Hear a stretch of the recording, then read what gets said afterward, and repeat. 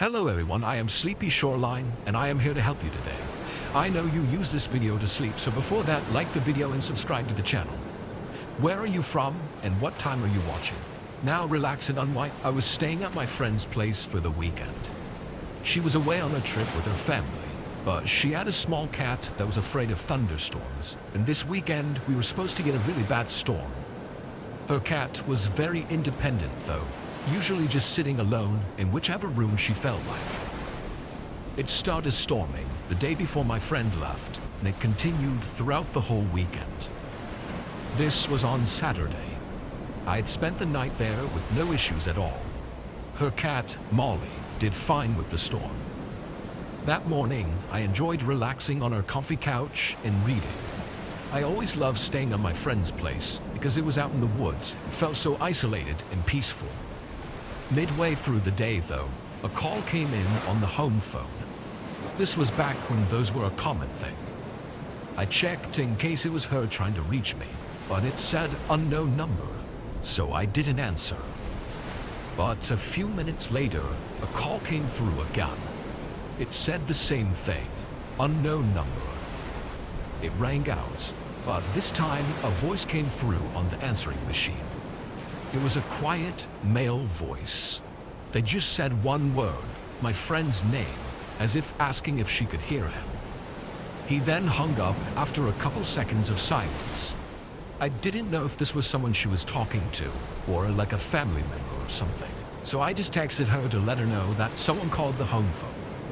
I did find it strange that it came up as an unknown caller though. Over the next 3 hours, 2 more calls came in from that same number, but no more voice messages. My friend never responded either. I guess they were pretty busy. I didn't worry myself about it though.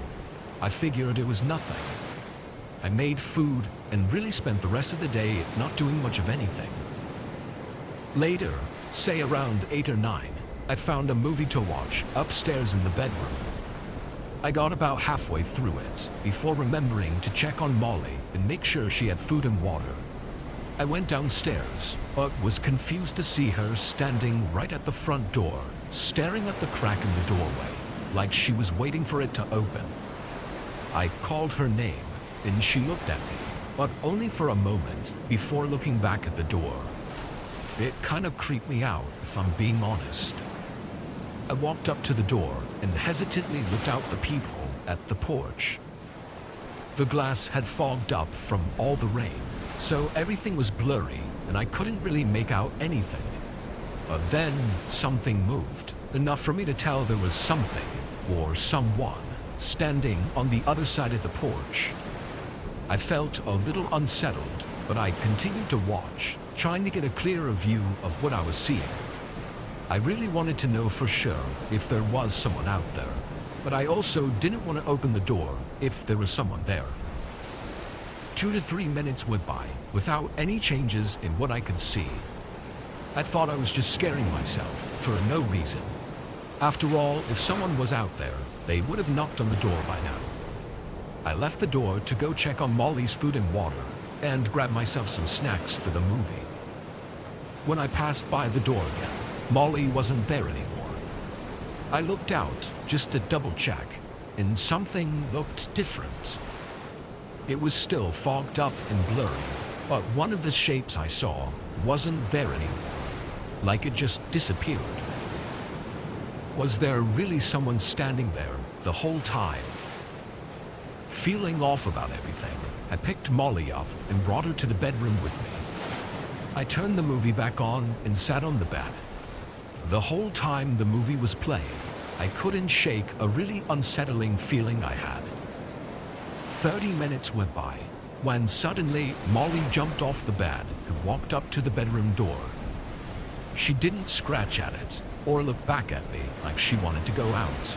She just stared at the crack in the doorway, exactly the same as she did at the front door, like someone was out there. My heart immediately started racing. I called her name in a shaky voice, but her focus was locked on the door. I got up from the bed and quietly walked over, then leaned my ear against the door. I couldn't hear anything, I then crouched down and peered under the crack between the floor. My whole body aggressively shot back. There was someone standing right outside the door, just a couple inches away. My eyes immediately looked at the doorknob. I had never even locked it. I snapped the lock down, and almost right away, the person on the other side ran away from the door. They went downstairs, where I could no longer hear anything. I called 911, then called my friend. By the time cops got there, the house was empty and nobody was around. With all the information, it seemed that the intruder was likely a stalker, probably the same one who kept calling. So they tried to trace the phone number, but had no luck. It was pretty much left at that. I feel bad for my friend, because whoever that man was, he was definitely stalking her, and not me. I don't know if it was just a coincidence that they showed up during the weekend she was gone, or if they were trying to break into what they thought would be an empty home. After all, I never answered the phone, so they probably were confident the house was empty. Maybe they were planning to wait and catch her off guard when she eventually got back from vacation. We never found out who they were or what they were doing.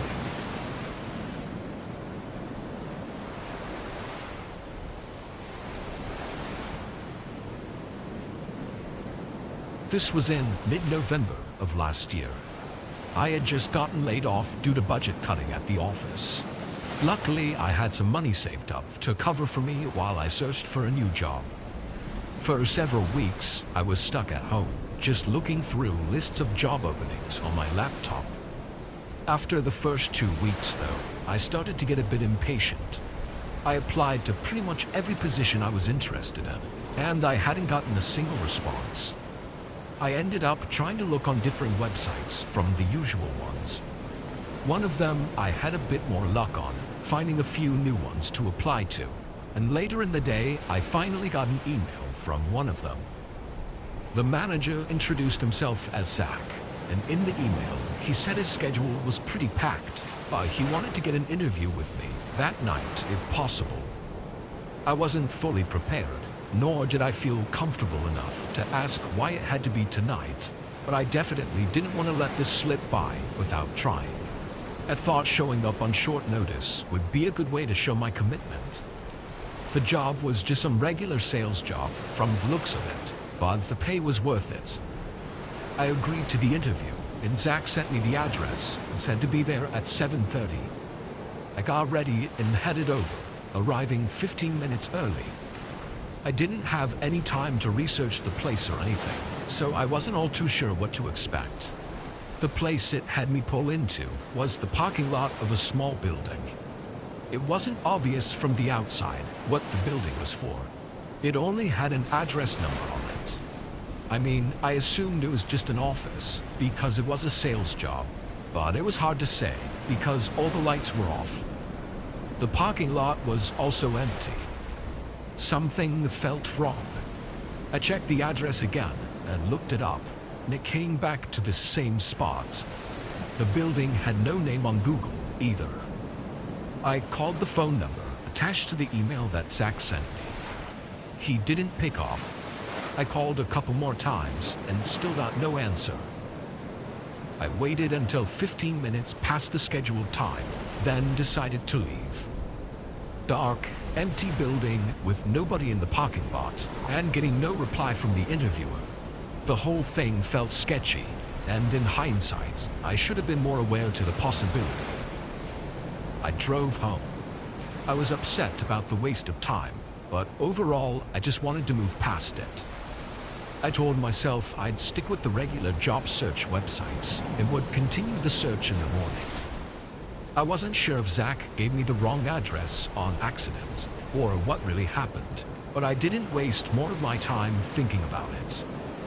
I grabbed a beer from the fridge and sat on the couch, cracking it open and turning on the TV. With no job, I had no bedtime, so I pretty much just chilled on the couch until I felt sleepy.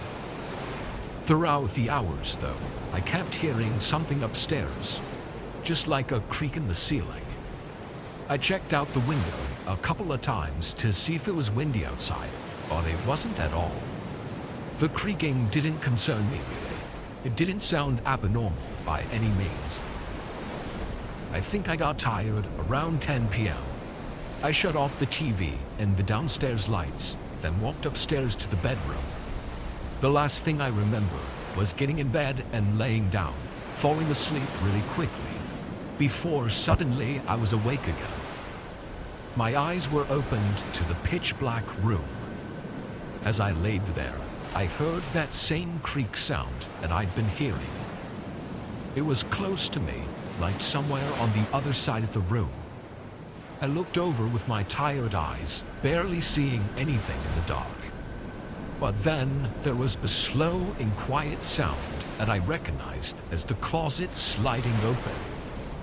My eyes opened a little more, seeing just the outline of the closet door slowly opening. I felt almost like I was frozen, just stuck in place, unable to move as I watched this happen. My mind wasn't fully convinced this was even real. It wasn't until the closet stopped moving and a figure leaned out from behind it that my body jerked out of the frozen state I was in. I grabbed my phone and jumped out of bed, opposite to the side the closet was on. The figure didn't move though.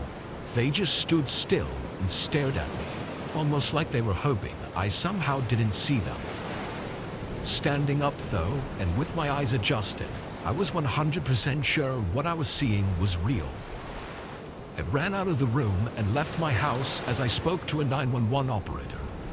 It was probably dumb of me, but I stood in my front yard and watched through my front door at the staircase. I didn't want whoever was in there to leave without getting caught. Obviously, they could have been dangerous and armed, so it wasn't the smartest decision. A few minutes later, 2 cops showed up. I never saw anyone come down the stairs, so I told them where I last saw the guy. They went in and found him still hiding in the closet. When they pulled him out and dragged him into the car, I couldn't believe how disturbing this guy looked. Oily, long and messy hair, disgusting clothes, and these wide, unfriendly eyes. He didn't say a single word as to what he was doing, but it only took a couple days to get the whole story. He had made these fake job listings on multiple sites. There were actually hundreds of fake listings he made, all for different types of jobs. Disturbingly, he had all my info from the resume I sent in, and he knew exactly when I'd leave my house for the interview, so he broke in while I was gone. That whole night, he was in my home with me, and just a couple feet away while I was sleeping. However, we still never got an answer as to what he was planning to do.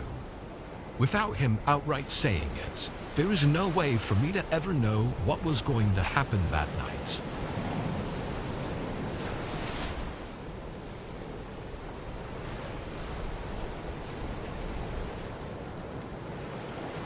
I live in the middle of nowhere. It's flat, barren farmland for miles in all directions. There's a main highway that's not too far from me, but that's about the only paved road around here. Everything else is dirt, or if you're lucky, gravel. Nearest town is 20 minutes away, and it isn't really much of a town. Anyway, I'm 44 and retired, so I spend most of my days at home. This was a regular, ordinary day for me. It was raining, which it had been for the last week, and I was inside going about my routine.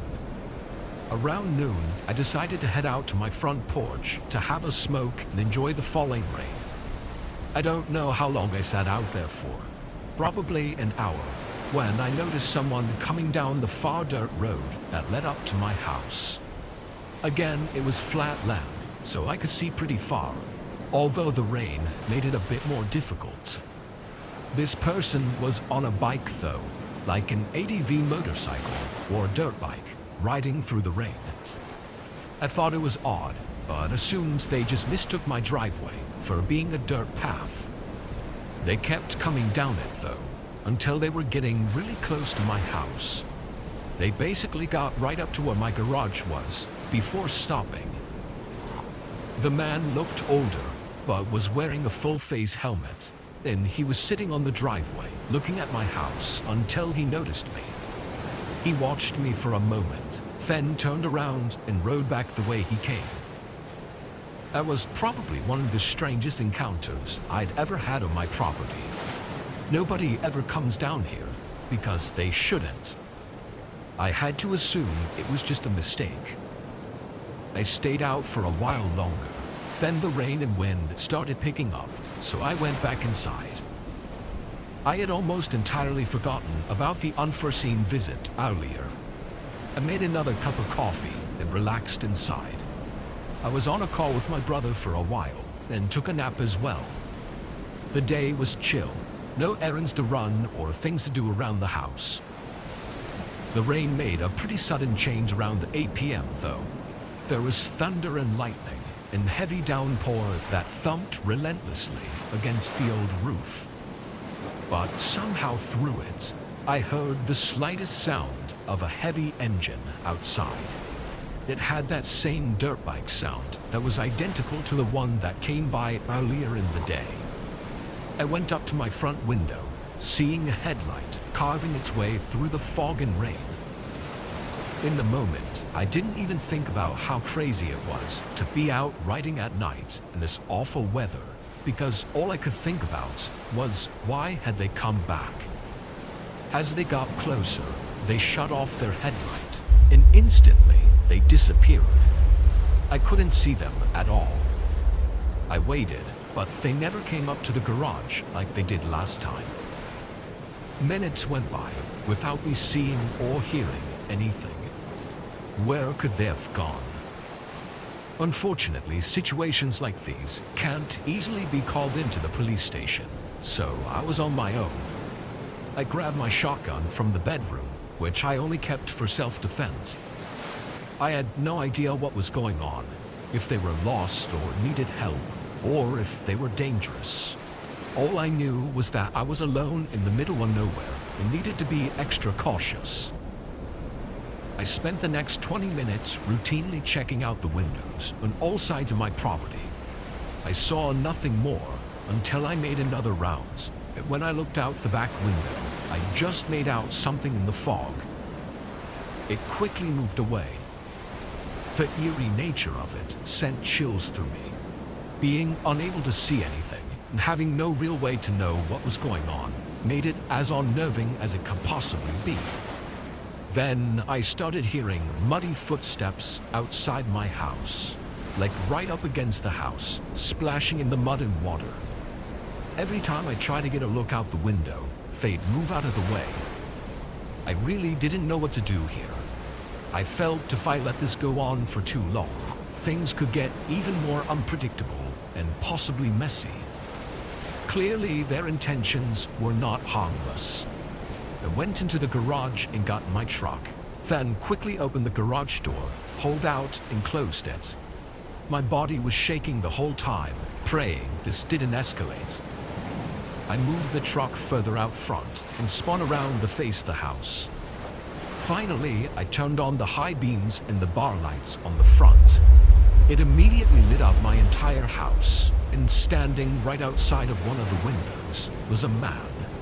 He was in full black clothing and holding a hammer in his right hand. It looked like he was trying to look into the window and maybe didn't even hear me pull out of the garage under the thunder and rain. The man sprinted off behind the house. I saw him get on his bike, which was laying in the grass far off from the house. He rode off into the dark.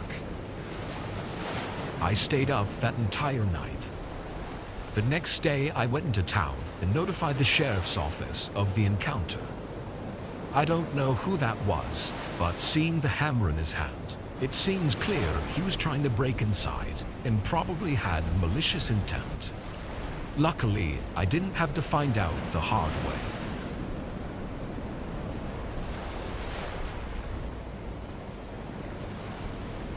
My family has houses both in Mexico and Texas, so I alternate between the USA and Mexico very frequently.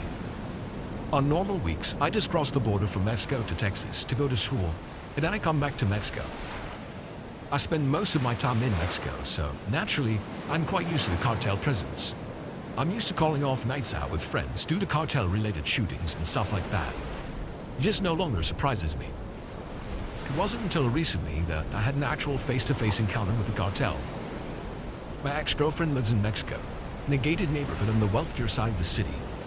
Naturally, I used to frequent her house when we were still together. One night, her parents left her and her little brother alone until the next day, so she invited me over, and we got pretty hammered. Around 2 a.m. we went out for a walk because we wanted to smoke some weed. Weed from Texas. We sat at the bleachers of the basketball court, within our neighborhood that was behind a very, very beautiful house, with expensive cars parked outside. I asked her, "What do they do?" To which she replied, "Cartel." I thought she was joking until she told me how the Mexican army had their whole neighborhood on lockdown because of them back in 2014. My smile faded pretty fast. I got kind of mad and worried, and I asked her, "What the fuck are we doing behind a cartel safe house at 2 a.m. smoking foreign weed?" This all happened quickly, and after 5 minutes of being there, a tall white pickup truck parked in front of the court. I immediately knew this wasn't good news and kept telling her we should leave. She told me to calm down, that it was probably just some kids making out on a truck. That seemed reasonable to me, but I started panicking after the truck just stayed there for like 5 minutes, without turning off the engine, and as soon as we got up to leave, it took off. As we made our way to the other street, the huge weight that was lifted from our shoulders fell right back, twice as heavy, and the truck intercepted us at the very corner of the street. She ran into a house that was still in construction, and she tried to pull me with her, but I didn't budge because something I've learned from my dad, being a cop, is you never run if you have nothing to hide. She had the weed and I didn't, so I just stood there for a bit until the window of the driver's side went down, and the man signaled me to get closer, and I did. As I walked up, the first thing I saw was both of the men in there were armed, and this made my stomach drop. The passenger looked completely out of mind. Like, he genuinely looked unhinged. His pupils were fucking huge, and he was clearly tripping on something. On the other hand, the driver looked like a pretty normal guy. I dare to say he was so normal, it was comforting. He asked me. This whole conversation was in Spanish, of course. What we were doing. I said smoking, and he asked, "Smoking what?" I just said normal cigarettes. He turned to look at his partner and back at me, and there was a long pause before I said, "I don't know who you are looking for, but it's definitely not us. I'm not even from here." He asked me if I was American, to which I nodded, and then he said, "Show me." Fortunately, I always carry my passport with me since I cross the border so often. He asked me about my girlfriend. I said she was American too. She's not. And he told me to go get her. I told him that I'd rather not, because if they found weed on her that wasn't theirs, she would be fucked. Fortunately, the guy didn't insist, and after going through my phone, he told me he didn't want to see us out this late behind that house ever again. They took off, and I turned back to her. She was peeking from behind a pile of cement bags. I signaled to her that we were leaving, and we ran back to the house. When we got to her front yard, I asked her to give me the weed so I could get rid of it, and she told me she hid it under the floorboards of the house. So we ran back to get it, because if they found it there, we would still be fucked. The 2 minutes it took for us to run back to her house were easily the scariest moments of my life. What still makes my stomach turn to this day is the look the other guy had on his face. I'm telling you, he literally looked absolutely unhinged. He did not say a single thing. He was staring me down the whole time, with his hand around the grip of his rifle. I felt like he was just itching for me to say the wrong thing, so he could blow my brains out right then and there.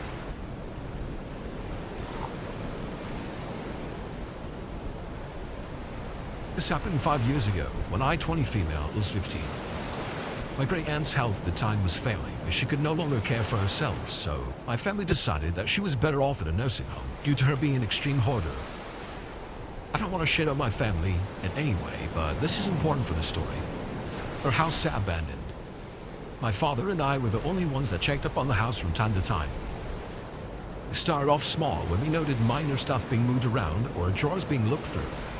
Around that time, we didn't think much of it, since another person close to my great aunt also had a key to the house. We thought maybe he wanted to get some of his stuff, since he used to live with her for some time. After a while, probably a month later, things got stranger. We used to roam the house more to rescue some things in it and just look through everything.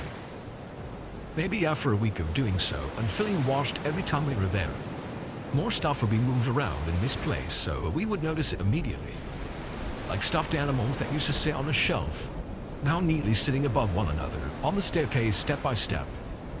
Dirty footprints and more drawers ripped open and the stuff inside spilled everywhere. We got very suspicious of the situation and investigated more.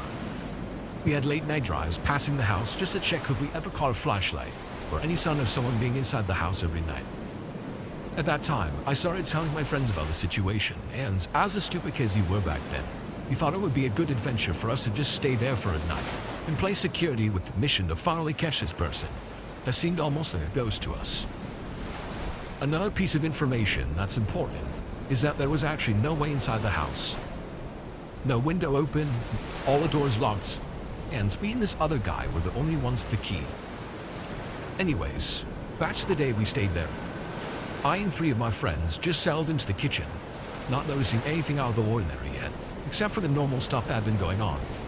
So we assumed that they weren't around yet. We ordered pizza and we just talked for a while, just waiting for something to happen. After a while, we decided that we would go for a walk with my 2 dogs that I had with me. I made sure to definitely close and lock the door behind me. When we returned after 15 minutes, a single lamp in the last corner of the living room was turned on. Keep in mind, the whole living room was filled with trash, so they had to climb over everything to just turn this lamp on. That's when we knew the person had to be in the house now. We decided to go into the kitchen and keep a low profile just to see what would happen. After a while, one of my friends, let's call her Jane, chickened out and wanted to go home, so we let her. Just 5 minutes after Jane closed the front door behind her, we heard someone walking down the wooden stairs, obviously thinking we all left the house. We were so caught up listening to the creaking of the steps that we only realized what was actually happening when one of my dogs started barking and the footsteps immediately stopped. There was only one wall separating us from whoever just came walking down the stairs. And when we finally realized that, we all got so scared and ran out of the house as fast as possible. There was a door separating the staircase from the hallway that we luckily locked as soon as we came back from a walk. So, we probably locked them up there. When we finally all sat outside the house, we just decided that it's probably best if we just called the police and let them handle the situation. As we waited, basically all holding our breaths in aftershock of the situation, we suddenly heard someone, a male voice, talking quietly, probably on the phone. That's when we noticed that a window was slightly open on the second story of the house. He must have opened it at one point because, like I said, no windows were ever open. Couldn't really make anything out that was being said, only something along the lines of, "Been caught." After 30 long minutes of sitting there, the police finally arrived and went inside. They looked through everything but found nothing. He for sure had enough time to simply hide somewhere. There was a room completely filled with cardboard boxes that reached under the roof. That's when things got extreme. It was like he was playing mind games with us. He left notes everywhere in the house for us to find, with weird-drawn smiley faces and flowers saying, "Catch me." Placing this alarm thing underneath the front door that would go off anytime someone entered, letting him know that someone was there.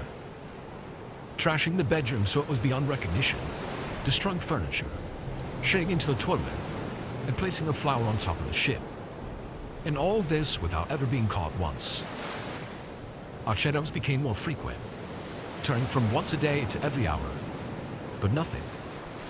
We eventually decided to let things cool down a little and ignore the problem for a while.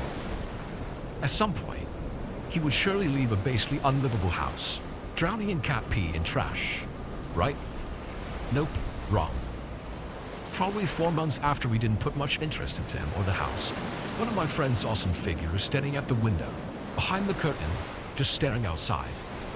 And we were just like, great, here we go again. And suddenly the interest was back. One day, we all decided to turn up at the house. There were 7 of us, and we were just ready to search that damn house from head to toe. Just finding the place the guy was hiding at and where he was leaving and entering the house. Still, everything was locked. When we first got back inside, there was leftover and rotten food in the kitchen. And a surprise for us in the living room, or he shit on a cardboard box, just like a fucking dog. We decided to separate. 4 of us went inside the living area.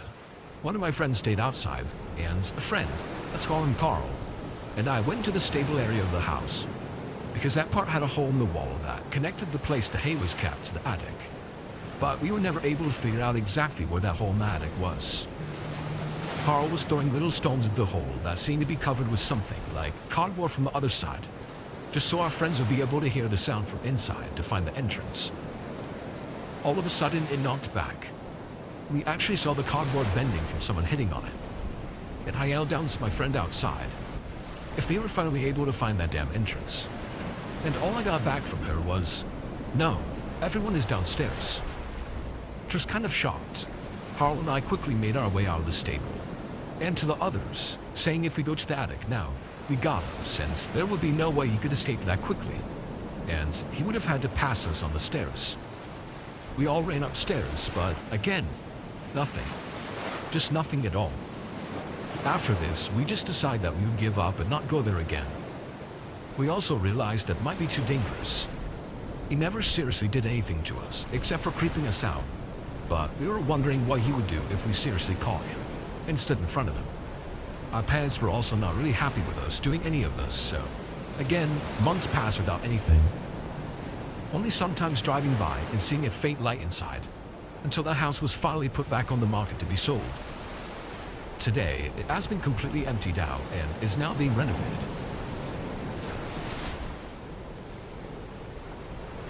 It's early November, cold, rainy, and around midnight. My fiancé and I like to take spontaneous late-night drives. We typically start out on one of the main roads within our city and keep following it until we hit the next town. Sometimes our drives last for hours. The layout of my county and surrounding counties is a little bizarre. All the cities and towns are isolated by large spreads of woods and country. I live in a relatively large college town, but a half-hour drive in one direction can land you stranded in a jagged, unmarked gravel road in the middle of nowhere, or in small, weird villages that no one really knows about. It's actually pretty exciting, and that's why we do it so much. So it's around midnight. We're nearly lost. Willa, my fiancée, is poking around on my phone, trying to figure out what road we're on. We're on a mud path in a part of the country framed by small towns that we've never heard of. There are no other cars on the roads. It's rainy and misty, and the headlights on my car aren't doing a damn thing. There are strands of trees and brush on either side of the road. We're heading north. She tells me that she thinks we're going to cross 200th Street West, which runs into Rye Road, which is a straight shot to an area that we kind of know. We make our way down the mud road for about a half hour, and we never hit it. We always had fun on these sorts of drives. It's the first time we've ever really been on edge. Willa says we should have found 200th Street West already, and asks me if she thinks that we passed it without noticing. I ask nervously if we should turn around, but she doesn't think we can without backing up into a tree or a ditch. I'm driving a Mazda, and it has an awfully wide turn. She's biting her nails while scrolling around on Google Maps. 10 minutes pass, and we finally see a little black road snaking up a hill, branching off of the road we're on. I hurriedly turned onto it. It's very narrow, and twigs and branches are raking the doors and windows of the car. When we complete the climb up the little road, we find ourselves in a wide paved clearing with a house at the back of it, touching to the thick woods. Willa doesn't miss a beat and starts hissing for me to turn around. Our headlights illuminate the whole property, which is in major disrepair. No lights, windows shattered, siding and shingles shredded. The yard is littered with scraps and trash. Barrels, car parts, tools, and hundreds of glass bottles. Branches, slabs of concrete, and rocks.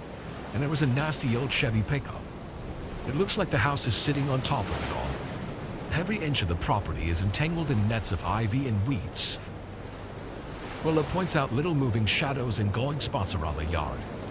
There are dozens of cats around, and they're all looking at us with their eyes glimmering from the headlights. I almost pissed myself when a walnut-sized rock darts out of the bush and pops against the windshield. It completely fractures the glass. Willa screams and grabs my arm, and she's whimpering. Denny, what the hell was that? What was that? Oh my god, what just happened? The rain is pouring in black streams down the trees, over the house and across the pavement. All of the blood runs from my face. After a few seconds, a man stumbles out from the bushes and weeds, and he's carrying a shovel.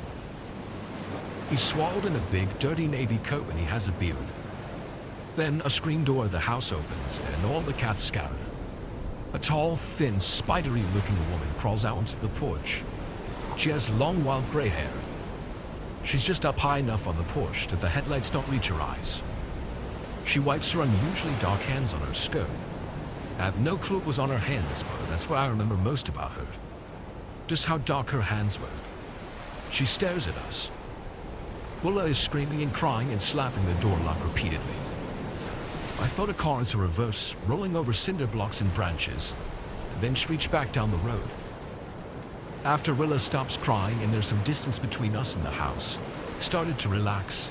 Yet when we finally get out of the woods and hit a long, straight stretch of road, I notice headlights behind us. I get a stomach ache when I notice the cars mimicking all of our turns onto different roads. After nearly half an hour of being pursued, we finally reach a gas station being visited by a few other people. I watch the vehicle pass, and it's the same nasty Chevy truck that we saw at the house. They stalked us all the way to the next town. We wait till we see the truck disappear down the road before we get out, get some food, and ask for directions. On our way home, I look to the rear view mirror more than I do at the road ahead. When we got back early in the morning, my teeth don't stop chattering until I fall asleep. Context. I grew up my entire childhood without a father.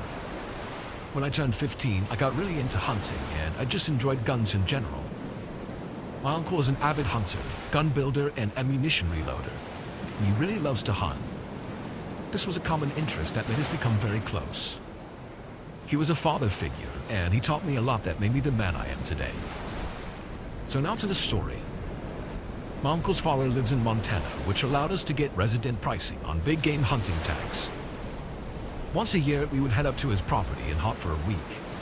Usually this would go seamlessly, and if we were lucky, we would get the shot we were looking for. Unfortunately, not this year. Just like every year, we headed up to his father's property in northern Montana. That night, we headed out to go set up some hunting cameras so that we knew that there were deer in the area, so we would know if it was a good place to hunt or not. It must have been 1 a.m., and we were driving down this 2-lane dirt road, headed into the woods. We were always the only people on the road, since it was usually so early in the morning. This particular time we saw headlights approaching from behind us, but thought nothing of it. We figured that they must have been doing the same thing as us. After tailing us for some time, the headlights disappeared, which was strange, since there were no turns on this particular road. A few seconds go by, and all of a sudden we see the truck driving on the shoulder to our right with the lights off. The shoulder was a small hill with brush and a fence fairly close to it. Definitely something that nobody should be driving on. The truck speeds up and gets back on the road, turns its lights back on, and speeds off into the darkness. This set off some red flags for us, but we figured they were just impatient and wanted to get there before us. No big deal, I guess, or so we thought. We drove down the road for a few more miles until we saw taillights stopped in the middle of the road. It was the truck that passed us a few miles back. They had set up traffic cones to completely block off the road, and there was another truck parked on the shoulder. We figured that they must have broken down, so we stopped. I had read an article online earlier this year about people in other countries that would make roadblocks to rob and kill people for their vehicles and belongings. I laughed and started to tell my uncle about this article when 2 men from each truck jumped out of their vehicles and started to approach us.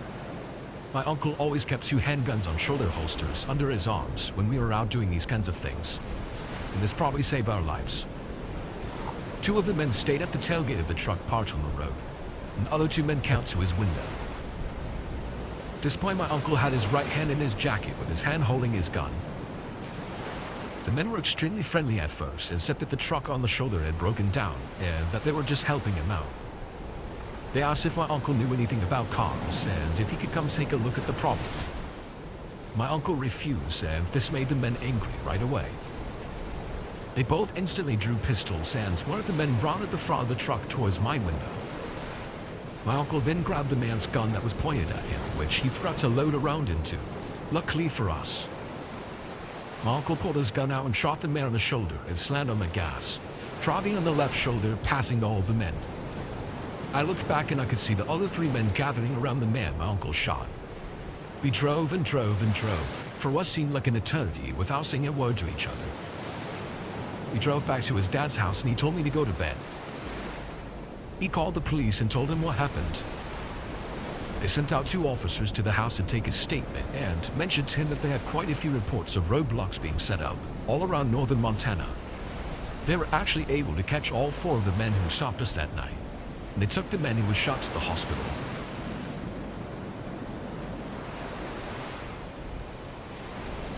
I had this whole day off. It was cold and wet outside, as it had been raining off and on all day. I stayed in and played video games, going about my day as I normally would.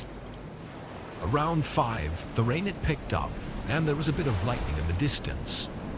I cooked up some dinner and decided to watch a horror movie while I had the fitting ambience of the storm outside. I shut off the lights and spent the next 2 hours on the couch. The storm definitely got worse over that time. There weren't any outages or anything, but it was just really coming down hard outside, with heavy lightning strikes nearby. It was around 10 o'clock. I wasn't really tired or ready for bed yet, but I got up to stretch my legs and refill my water. When I turned around toward the hallway, I immediately saw something move, like a shadow on the wall. It was quick, just a split second. Too short for me to really understand what I saw, or even be sure that what I saw was real. I froze in place for a moment, then walked over and looked around, only to find nothing but an empty hallway. Maybe it was a flicker of light coming through the window from a far-off lightning strike. I also just got finished with the horror movie, so I could have been a little on edge and just seeing things. I honestly chalked it up to nothing and forgot about it after less than a minute. I refilled my water and checked on the storm going on outside. The trees were blowing around like crazy, and the rain was basically flooding the roads. We didn't get many big storms like this around here, so it was always interesting when we did. Our town definitely wasn't built for them. I went back to the couch and turned on YouTube to try and ease myself into getting sleepy. I wasn't too tuned into what I was watching. I guess I was kind of spacing out around. But then again, I saw a shadow on the wall behind the TV move. It was like something behind me just peeked around the corner for a split second. I jolted my head around and looked at the opening to the living room. Oh, nothing was there. I got up and walked over, looking all around that area, but I saw nothing at all. I didn't know what the hell was going on. It was like I was just seeing things, but I never had it happen twice like that before. Was I just sleepy? I didn't feel like it. I thought that the horror movie and the storm outside would make for a chill night, but this was far from it now. I still thought it was nothing, but there was that tiny feeling in the back of my mind that it wasn't nothing. I spent another 15 minutes on the couch, but decided to go to bed afterward. I shut off the TV and headed upstairs. I still wasn't tired, and even less so after everything happening, so I hopped in the shower to relax myself before getting in bed. I turned on the water and tried to calm down. I was in there for maybe 5 minutes. Through the water, a sudden thud rang through the house. It was violent and loud, vibrating through the floors. My whole body shivered as I shut off the water and quickly got dressed. With the water off, the house was quiet now, not even the slightest sound. I felt like my ears were ringing just from the disturbing silence that followed the thud. I slowly made my way into the hallway, then down the stairs. I walked through the living room and then the kitchen. The back door is barely hanging on from the top hinge, completely open, and splinters of wood covered the floor under it. The 2 other hinges looked like they were ripped out of the wooden doorway. I ran up to my room and called 911, locking myself in the bathroom. That whole time I waited, I thought I was trapped inside my home with someone. But when the cops arrived, we quickly realized that wasn't the case. The door wasn't ripped off the hinges from the outside. It was from the inside. It was like someone angrily laughed, swinging the door open so hard that it slammed back into the wall and ripped the screws out of the doorway. Whoever it was had been inside my house that whole night. Likely the shadows I saw were them inside my home, probably moving as soon as I looked at them. I have no idea how long they were there for, or what they were doing in my home, watching me for. It's also really strange that they destroyed my door like that, like they were frustrated. I've never slept well in this house since then.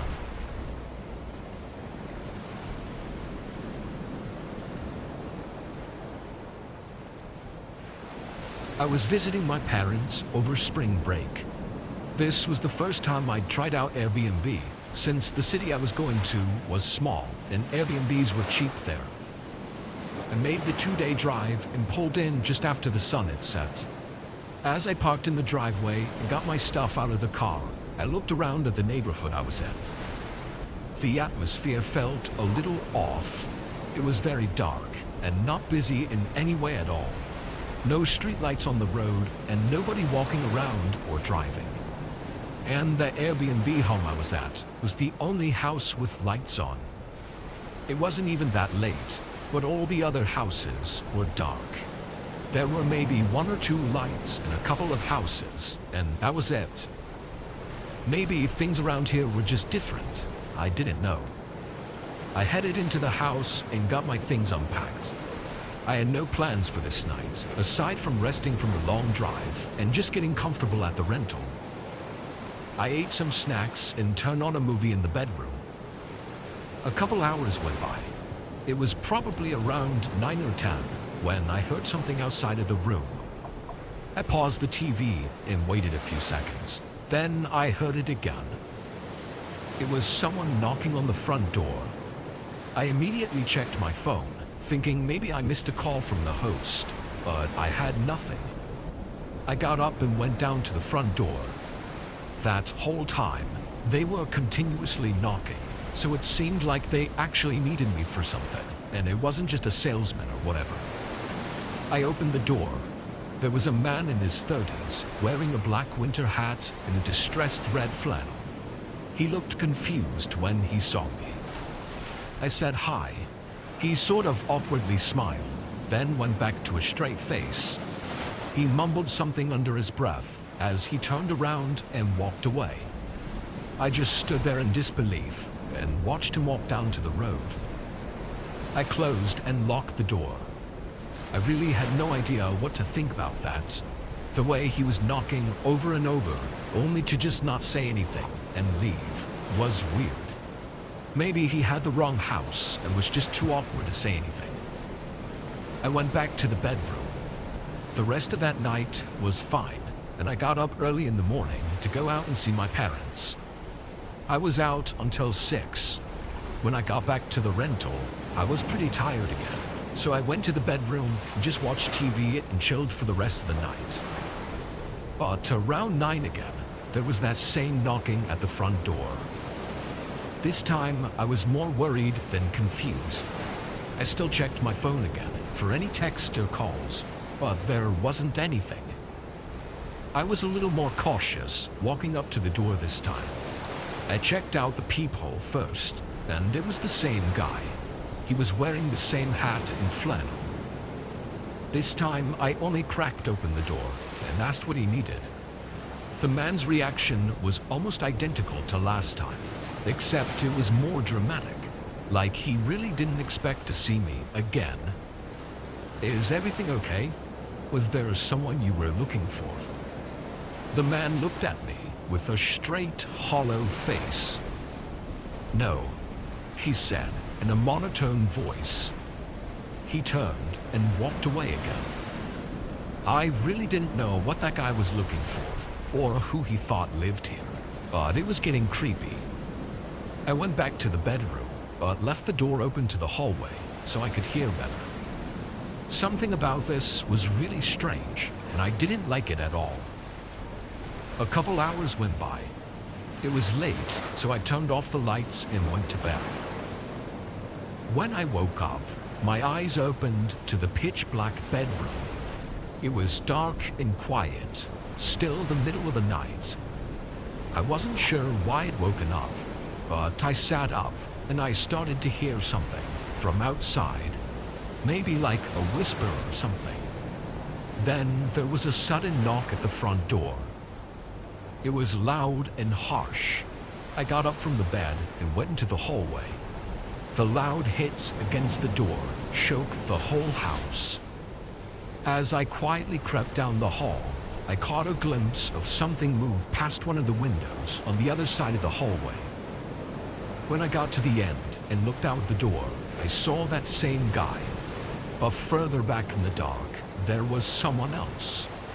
They were clearly hiding, waiting for something. I felt my body going numb from the adrenaline spiking. I turned around to go back and get my phone, but instantly locked eyes with a man staring at me through the back window. I panicked and sprinted into the bedroom. I heard multiple footsteps start running around the house. Not just like a couple. It sounded like maybe a dozen men out there. As I called the police, I heard all the windows and doors around the house being moved and attempted to be opened. Several excruciating minutes went by as I listened to this group of men surround the house and try to force their way in before I heard sirens in the distance. All the men disappeared within seconds. With the place being an Airbnb, the police contacted the host, who seemed more annoyed than concerned. It was a little weird, considering the experience I just went through on his property, staying at his house. To sum it up though, they never figured out any more details. After the years, I think my best guess is that someone else had stayed at the Airbnb that knew the men that showed up. They probably thought he lived there, and when they saw me answer, they were confused. Maybe they were mad at the previous guy, or just wanted to talk to him and thought I was hiding him or something. Or they could have just been insane. The host was definitely a little strange too. I wouldn't be surprised if the group had some beef with him and found this address was under his name. Whatever the true intentions were, I guess we'll never know.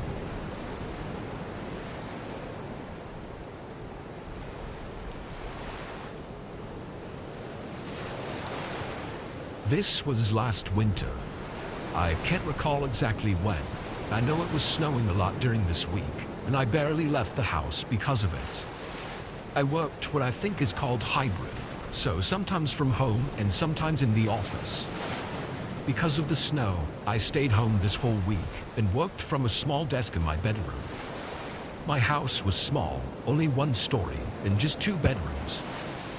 On this day, I got up and made coffee, then sat down to work, and pretty much stayed at my desk until 8 p.m. It was windy and snowing outside the whole day. When I finally got up, I made dinner, then cleaned up around the house, then went outside to bring the trash bins down to the curb. As I was walking back to the front door, I noticed the snow on the left side of my house looked strange. Like everywhere else, it was piled up and flat. But over there, something clearly had messed with it. So I walked over to get a closer look and could quickly recognize that it was a line of shoe prints going through the snow.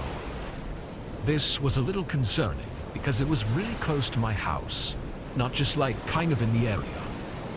I followed the prints, going all the way down the side of my house until there were suddenly no more. At the end, it looked like they'd moved around in this one spot for a while. And it was directly outside the window to my bedroom that I was working in. This was extremely creepy.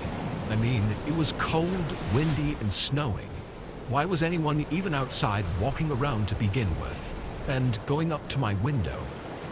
Thankfully, I had the blinds shut, but you could still kind of see through the cracks. Right on the other side of the window was my desk, so they could have been watching me. I hoped I was just overthinking it. I went back inside and warmed up. I didn't exactly know what else to do about it. Obviously, they weren't there anymore, so there was nothing to do. I continued with my nights, eventually going to bed around 11. I had checked out the window one last time before sleeping, and the snow had covered up all the tracks from before, and there were no new ones, so I felt better. I triple-checked that it was locked, thank God in bed. I slept through the night. The first thing I did once I woke up was go over to the window and check again. My tired face immediately woke up. There were fresh prints in the snow again, right by the window. I quickly threw on my jacket and snow boots and ran outside. The prints were almost exactly the same as before, going up to the side of my house and piling up right under my window. I looked around at the empty blanket of snow that covered the rest of the ground near my house, but there were no signs of anything else or anyone nearby. I went back inside. I ended up calling the non-emergency police number to report what was going on. I knew they wouldn't be able to do anything, but I thought that at least if something did happen, they would be aware of the situation. After that, I had to work though. I tried to check out the window every so often, but the snow slowly filled in the shoe prints, and I never saw anything more. I got out of work at 8 again, so the sun had long set and the night was cold and windy. I got up from my desk and went to the window, pushing aside the blinds and seeing flat, untouched snow. The relief I felt was immense, but my eyes floated down just as I was letting go of the blinds, and my heart nearly stopped. The latch was undone. It wasn't locked anymore. I couldn't believe it. I had triple-checked it last night and never touched it since. I shakily reached my hand down and grabbed the handle. The window opened with ease. I felt my heart racing. They had to have unlocked it last time they were here, which was in the middle of the night. How did I not hear it? And did they get inside? I backed away and crept into the hallway. My eyes sifted through every inch of the hallway as I slowly made my way to the front door. I got my keys and put my boots on, then ran out to my car. I called the police and stayed in the driveway. I don't think my car can make it out of the snow, even if I wanted to leave. 10 long minutes later, an officer pulled up. He went inside to make sure it was clear. Time seemed to move extremely slow. I waited as the minutes passed. Once it got close to 5 whole minutes, I knew something was wrong. Then he finally came out with a man in handcuffs. Both the officer and the man were covered in blood, clearly having gotten into an altercation.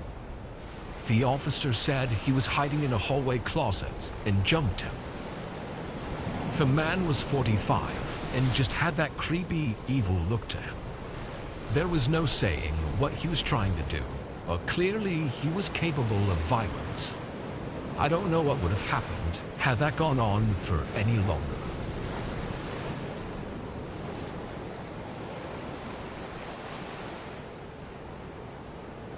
When I was in high school, my friends and I used to walk to McDonald's after the last class of the day.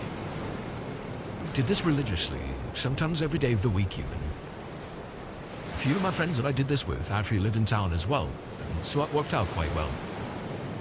If we ever got bored of walking the streets, or dropping by every fast food place or Goodwill in town, and even playing basketball, we would just go to said friend's house to hang out until his mom got home. Sometimes she was cool with us all hanging out there, but more often than not, Preston's mom would make us leave when she got home. She was usually okay with 1 or 2 of us being there, but anytime the number exceeded that, usually we were told that we had to leave. Which was understandable. I mean, it was a pretty small house, and having a bunch of rambunctious teens over every day after you get out of work could be daunting. Especially when they caused havoc like we did. We weren't bad kids, but we did smoke weed and stuff like that. Going back and thinking about it, I wish I didn't smoke so much so early on. I'm completely sober now, by the way.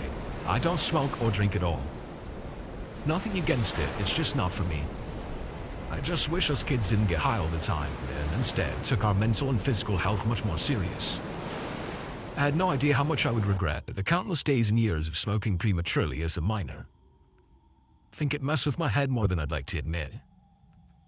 Don't get me wrong, I'm living my best life now, but I would have been much better off without it. Weed definitely isn't the worst thing in the world by any means, but it comes with its consequences, especially as a kid smoking it nearly every day. On this day that I'm talking about, it was just like any other. We were walking after school. When I say we, I'm talking about Preston, Tyler, Joshua, and Ethan. And then of course, me. My name is Connor, by the way. School is out at 2:19 every day, and we would usually walk to McDonald's or the park. This day specifically, we walked to McDonald's. I usually didn't have any money, but this time I remember I did. So I walked over to the register and I bought an M&M McFlurry. I would buy one of those whenever I could because they were my favorite. I remember that McDonald's was rather quiet and not busy at all that day. It was very unusual. I think there was like one other customer that was there besides his kids. And even then, I think they left shortly after we got there. Of course, we took this opportunity to be loud and obnoxious pigs. I mean, it was only right. We had the McDonald's to ourselves, and we were all high as shit. That excitement was only short-lived, though, because after a few minutes of us causing a scene, a man came over to us. He had long brown hair, was old, and had a creepy demeanor to him. He introduced himself as Billy. I don't know why, but when he said his name, Preston started to burst out laughing. I'm not gonna lie, that triggered a chain reaction and spiraled the rest of us into a small chuckle. Preston was legit dying laughing though, and he couldn't contain himself at all. I felt bad for the man, but I really couldn't help it. It was just funny. You guys might not get why it was so funny, but let me explain some. This guy kind of looked like an incest hillbilly, so when he said his name and it mashed out to be with what he looks like, we died inside laughing. That's when the creepy man stood there and gave Preston this menacing look. I swear I could see Preston sweating in regret out of the corner of my eye without even looking at him. I swore I even heard him gulp when the man tightened up his menacing eyes onto him. It seemed as though Billy was trying to hold back his rage. I mean, it wasn't that serious. We weren't trying to actually make fun of him, but I guess I can understand why he was so upset. Suddenly, things weren't so funny anymore. Yes, we all smoked weed, but we weren't those typical stoner tough kids. We all played sports, and we were preppy, and we didn't have an ounce of Sigma in us at all. What I'm trying to say is, we were not ready for what this man had in store for us. Especially me. I was never the confrontational type. We learned that he worked there and he threatened to kick us out. We apologized to him, and after a while, we eventually got him to walk away. Thought it was very strange that he said he worked there. I mean, he wasn't wearing a uniform or anything, and he was acting a bit abnormal for a worker. After a while of discussing what just happened, we all decided to leave. I told my parents about the man, and my mom called the McDonald's and spoke with the general manager. We found out that he doesn't actually work there anymore, and that he was fired years ago. Apparently, he used to work as a janitor and a line cook, but he was fired one night when he attempted to stab a customer in the parking lot, because the customer had complained politely about his order being wrong. Billy was arrested and he went to jail and was deemed mentally incompetent and sent to the loony bin for years. I guess he keeps coming back and harassing customers. It's a good thing we didn't push him over the edge though, because maybe he would have tried to stab one of us. If one of us would have made a passive-aggressive comment that he took offense to in any way, shape or form, it's very clear that he would have been capable of the unthinkable. Despite having the police called on him multiple times, he kept showing up to the McDonald's. Eventually, they got him arrested for trespassing, and since they broke his probation type deal, I think he either went back to jail or the loony bin again. I know this isn't the scariest story in the world, but this was something that really happened. Thankful nothing else turned out of this, though. We never saw him again. We stopped going to McDonald's as much, and we would usually go to Taco Bell or Subway since. I don't know what kind of mental illness he has, but apparently he was a prime example of someone who was given a second chance, and didn't necessarily deserve it. It's me being an empath, I kind of feel bad for him. But at the same time, at some point, something has to happen. We have to keep this man off the streets for good and keep people safe. I don't know who hired him or who decided to give him a second chance, or even the person that got the final say in making him a free man. But I'm not so sure it was the right thing. Mental illness is a real thing, and it's unfortunate. For God Almighty, we have to keep the streets a safe place for everyone. Trust me, you wouldn't want your kids to run into this guy. He's too unpredictable. The parents' worst nightmare. I don't want to read too far into it because he didn't prove it to us. We got a very creepy vibe from him as well, like pedophile creepy.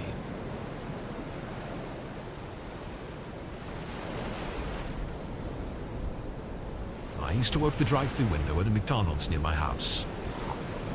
I hated the job, and even though it was relatively easy and simple, I could not get over the fact of how little pay I was receiving for all the duties I had. When I first started, I made $9 an hour, and after 2 years, they made me a manager, and they bumped me up to $13 an hour, which is a pretty dang good raise. But the amount of responsibility that was added on for that raise to be justifiable simply wasn't worth it for me, and that was partially the reason I ended up quitting. But this incident I'm about to tell you was the real deal breaker for me, and why I said adios to that place. I want to say real quick that a job is a job, and I respect anyone for working with what they have, and stepping up and doing what they have to do to survive. I'm certainly not going to judge anyone for working at McDonald's, but it simply wasn't worth my time and energy anymore. Especially considering I was able to get a much better job that I'm actually excited to go to every morning when I wake up. On McDonald's was a 24/7 location at the time, and this was all before COVID. There was this one guy that came through the drive-thru practically every night around the same time, and he would head on me every single time. He would call me pretty, ask for my number, a traditional man move. No matter how many times I told him I wasn't interested, he persisted. I gotta give it to him though. As uncomfortable as he made me, his persistence was insane. It was unmatched with anything that I'd ever seen in my life. I mean it. Every single day for months he did this. Eventually one day though, I was having a particularly bad work week and having a really horrible night on top of it. So I kinda snapped on him when he asked me out for the millionth time. "You fucking creep, get the hell out of here and don't come back or I'll have you trespass and you'll be arrested for harassment." I gave him his food and gave him a conniving smile. I thought he would get the memo after that. But I should have known better with how persistent he was. He was a walking red flag and most likely insane. I kind of had an instant regret moment because I don't like to act like that, and normally I wouldn't. I know it's not ladylike to yell, so I was embarrassed. I tried to be competent and not emotional when unnecessary. Something got a hold of me that night and I couldn't keep it in any longer. The guy drove off and I thought that was going to be the end of it. Unfortunately, that was nowhere near the end. Because within a matter of a few minutes, he was right in front of my face. I mean, literally, he walked inside and he even came to the kitchen area I was standing. Keep in mind this was at 11 o'clock at night and there were only 2 other workers there. One of which was this nerdy guy who would not be able to protect me at all. He was tiny, skinny, and had not a single mean bone in his body. He was a very skittish young man. Lastly, the other person that was there was this younger girl. I forget her name, but it's irrelevant.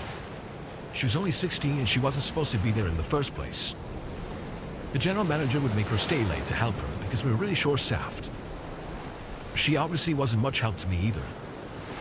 Hell, they were probably both just as scared as I was, if not even more.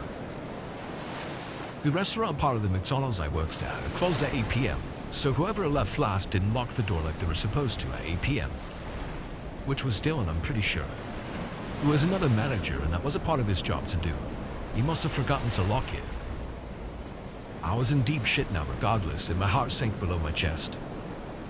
He threatened me and he said he had a gun. He didn't pull it out yet, but he said if any of us attempted to call the police, he would use it on us. I tried my best to defuse the situation to get him to calm down, but it took like 15 minutes of this to eventually get him to leave. Thankfully, nobody got hurt. He eventually walked himself out after a long 15 minutes of convincing him that I won't call the police when he leaves, and he finally ran off. I locked the door immediately, but not before screaming at him and calling him a pussy for acting the way he did. I don't know why or what got a hold of me to do that. I just had this pent-up anger and it came out of me almost unwillingly. My dumbass had to further accelerate the situation by yelling at him, and by doing that, I made everything 10 times worse.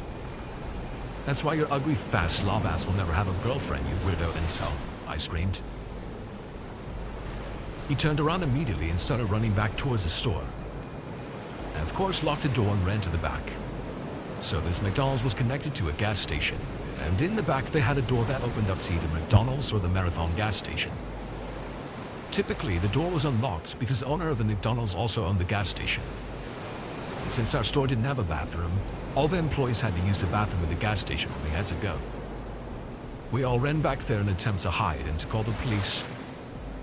Evidently, they had a new hire working late shift that night right next door, and just so happened that he was a bigger, masculine-looking man. So to our luck, he took control from there. He helped us hide in the back, and he sent the store into lockdown. He escaped through a secret hidden door in the corner of the store, and I was able to run off and get in my car and speed off, despite everyone telling me not to. It just felt like I had to run. Luckily, my car was in the back corner of the lot, which was a complete opposite side of which this guy was on. Everyone else stayed, and eventually the intruder also ran off. The guy's name is Gregory something. I don't remember his last name, but he had a warrant out for his arrest and was eventually caught a few months later. Never once returned to that McDonald's.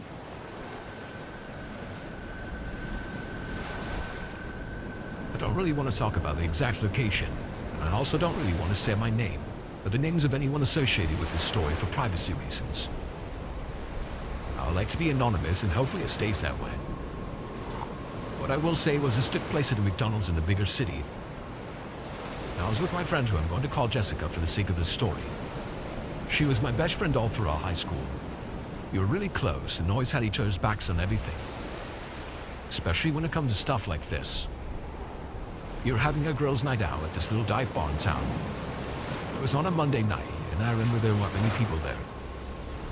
We had both just taken time off of work, and we were planning on hanging out all week for a little getaway, if you will. I would say around 7:30 we left the bar, as we had already been there a few hours and probably had a few too many to drink. I realized when I stood up that it was probably not the best idea for me to drive, so Jessica offered to take me home. We came to the conclusion that we were hungry though, so we agreed to get McDonald's. It was quick and easy, so that's what we did. We actually ended up walking there rather than driving because it was just down the street and it was going to be fun to walk anyway. It wouldn't have been smart to drive such a short distance, when in reality it was already iffy as to if we should have been driving in the first place. I'm huge on not drinking and driving. Everyone swears it the same way. But I've lost 2 close family members from drunk drivers, so I've always sworn to myself after that I would never partake in it no matter what. I wasn't really sure if Jessica was good to drive, but I trusted her because she knew how I felt about it. Anyways, we got to the McDonald's and we were worried the lobby was going to be closed, but we still took the risk of walking, and thankfully it wasn't. But when we got there, it was rather dark. The sun was finally setting, and what little light we had left was fading away by the second. There was a man sitting outside. He looked to be homeless or stressed out, or maybe both. He was sitting in the front outside by the glass window, not even a seat. He was sort of just laying there on the ground. But he perked right up when he heard us, and he walked up to us, and he asked if he could ask us a question. He asked for $20, and I told him I didn't have the money, and that I needed it for McDonald's. We walked in, and we got our food, and I ate like half of it. I only ate what my stomach could handle. Instead of throwing out my fries that I barely touched, I handed them off to the man that was outside. He seemed grateful, but he tried once more. "Hey, what about $15? Please, I'm really starving. I would truly appreciate it more than you know," he said. Jessica ended up buying the food for me, so I still had a $10 bill that I figured was better off with him. So I gave it to him with a smile and I started walking away. "Are you kidding me, bitch?" he said. I turned around in disbelief at what I just heard. He was pissed off because I only gave him $10 when he asked for 15. And I explained to him that it was all I had and how he should be grateful. I actually then demanded that he give me my money back, which probably wasn't such a great idea and not really worth the hassle, but I was just so pissed off in the moment. "You want your stupid money, you dumb hoe? Come get it then." He then put the money in his pants and told me to come get it. I partially gagged and we started walking away. He then started following us, and he started screaming at us. It was almost unintelligible, but I couldn't make out some of what he was saying. He was basically calling me names over and over, and saying things I don't really care to repeat, like threatening to sexually assault me and a bunch of other crazy shit. It got to the point where we had to start running, and I called the police and started crying. He was kind of old and frail, and also probably malnourished and dehydrated, so it wasn't too hard to get away from him.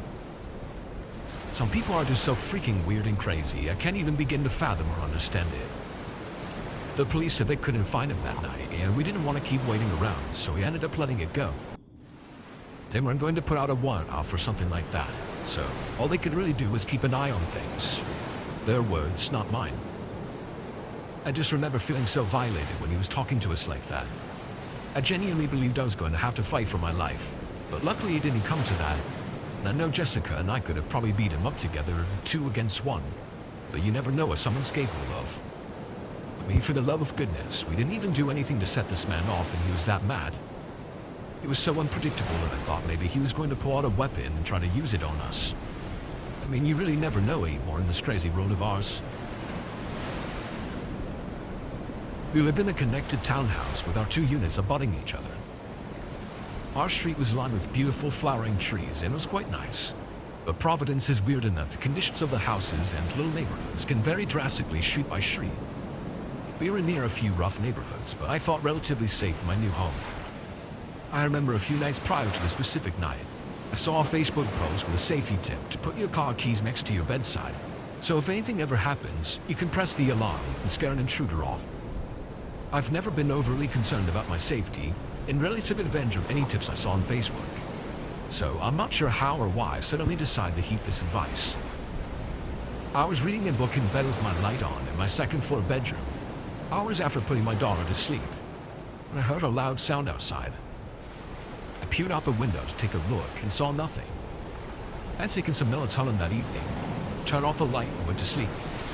It was maybe a half hour later or so when I was suddenly woken up by what felt like almost an earthquake.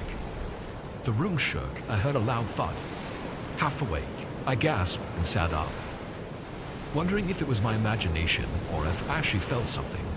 I immediately ran to my daughter's room, thinking she might have fallen off her bed or injured herself or something. As I swung her door open, there she was, sleeping soundly and sweetly. I was so confused. I heard another loud bang and had this eerie feeling that something was wrong. I couldn't figure out what. I grabbed my car key fob and took it downstairs as I nervously inspected the first floor. I swore to myself if I heard one more sound, I would press the alarm just in case, but I didn't. It was silent after that. I returned to bed and took a while to fall asleep again, but soon shut my eyes. The next day, well, like any other day, I noticed a friend of mine had repeatedly called me in the afternoon. I picked up my daughter from preschool and called the friend back. "Did you hear it?" he said. "No, hear what?" I answered. "News outlets were mobbing your street about an hour ago, and the news trucks were even in your driveway."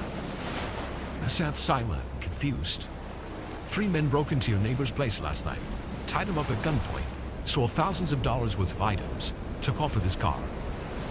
I immediately fell to my knees and began crying. I had heard it all happen. I almost pressed a button. I didn't. I felt completely unsafe. I asked a friend to come over for the night to stay with us, and it wasn't until the next day that I got the chance to speak to Ben. Ben explained the whole story and told me the cops wanted to talk to me so I could share what I heard and experienced. He said the men smashed the window in his basement and entered through there. That's the sound I heard before going to bed. Apparently, the timeline suggested that they saw my light and me peering out the window, and waited 30 minutes or so until my light was out to enter the premises. They didn't realize he was home, and since he had gone to bed early that night, it was suggested that they came to his place beforehand. He had been asleep when one of them was rummaging through his stuff upstairs in his bedroom, which was directly on the other side of my closet through a shared wall. The sounds and shakes that I heard and felt were apparently the intruder knocking him down to the ground, after realizing Ben was there and cupping his mouth and telling him that if he made another sound, they would kill him. This is why I never heard another sound as I was investigating thereafter. After they tied him up, he remained tied up for over 12 hours and eventually broke free before calling the police. I cried again and apologized profusely to Ben and explained what I had heard. and he simply said that as he was tied up, all he could think about was that he was glad it didn't happen to me and my little girl. I really don't know what I would have done if my daughter and I had experienced that level of trauma. Ben seemed to be okay considering it all, but it took me so long to feel safe again and for the guilt to subside. They never caught the guys and ended up ordering a taser, which was illegal, and some mace. Even, for the first time in my life, considered getting a gun. I decided against it. I have been fortunate to never experience anything close to that again, and certainly don't want to. I'm glad Ben was ultimately okay, but next time I'll listen to my instinct. It's better to be safe than sorry.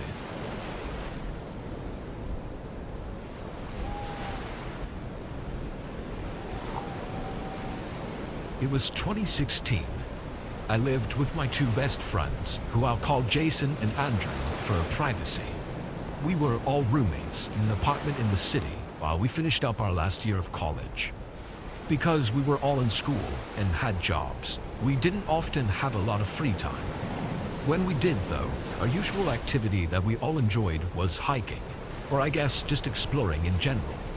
Sometimes we'd go on trails, or just drive to a random town we hadn't been to before and walk around. This week, we all had Friday and Saturday off, so we wanted to find something to do on Friday nights. Andrew had happened to hear from a friend earlier about this decommissioned factory on the outside of the city. It sounded cool, or interesting at the very least. None of us had done something like this before though, so we were all hesitant, but in the end we said screw it and just decided to check it out. We hopped in Jason's car and drove to the edge of the city. We live in the Midwest, so the city sort of abruptly ends and turns into flat land that goes on as far as you could see. That was basically where this factory was. We didn't know its exact address, if it even still had one, but we found it on Google Maps using the satellite view. We parked a block away at a gas station, then got out and walked the rest. The whole street to get there was empty. No cars or people anywhere. It almost felt like the entire block was abandoned.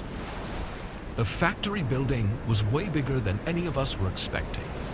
It was massive, with railing-type structures all over the outside, and tons of graffiti in places I don't even know how people were able to get to.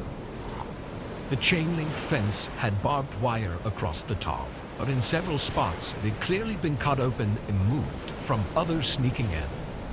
We crawled over and made our way up to the metal door at the front, which was already open. As soon as we stepped inside, chills ran through me.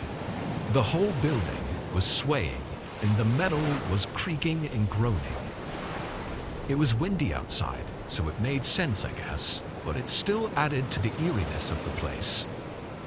All the lights were off, of course, so our only light was some cheap flashlights Andrew had lying around his house. This main room we were in was full of huge, rusted machinery and narrow pathways between them. We all stayed in that room and kind of just wandered around. Eventually, I wandered to the end of the room and into a hallway, but before entering, I checked over my shoulder and saw one of my buddies was not too far behind me. I couldn't tell whether it was Andrew or Jason because they were in the dark by one of the machines, but I figured they saw me, so I was good to keep going without risking splitting up and getting lost. I started walking down, making it to another metal door and going through it. Just as I was walking into the next room and the door started closing, I heard footsteps coming down the hallway from the end I had just come from. Thinking it was Andrew and Jason, I kept walking and shined my light around the room.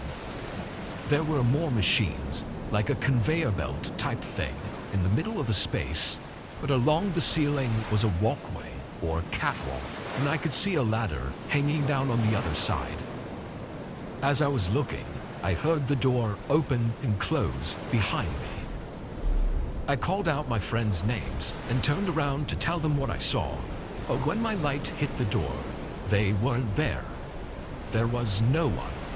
I almost thought I was crazy for a second, but I knew I heard the door open. Andrew, Jason, Their names rang across the room, but they didn't reply. I started carefully walking over to the door, feeling my mind start getting worried. I opened the door and shined my light down the hallway. It was empty. What the hell? I didn't have time to think before hearing a slight crumble on the ground behind me. I whipped my light around. Standing maybe 6 or 7 feet from me was some deranged-looking man. He had long hair and a messy beard and these strange, glazed-over eyes. He instantly started sprinting at me, like he was trying to tackle me. I backed into the hallway and slammed the door on him, then sprinted for the other end. I could hear my buddies calling out to me, like they were trying to find me. I ran into the room and yelled at them to leave. We all ran out. We made it to the fence and left. I explained to them what happened on the way back to the car. Whoever that guy was hiding in the building had followed me into the hallway and into the room where I was alone. Obviously, he was trying to wait for me to split off from the group before attacking me. What he really would have done, I'm lucky to have not found out. Since then, we haven't tried anything like that again.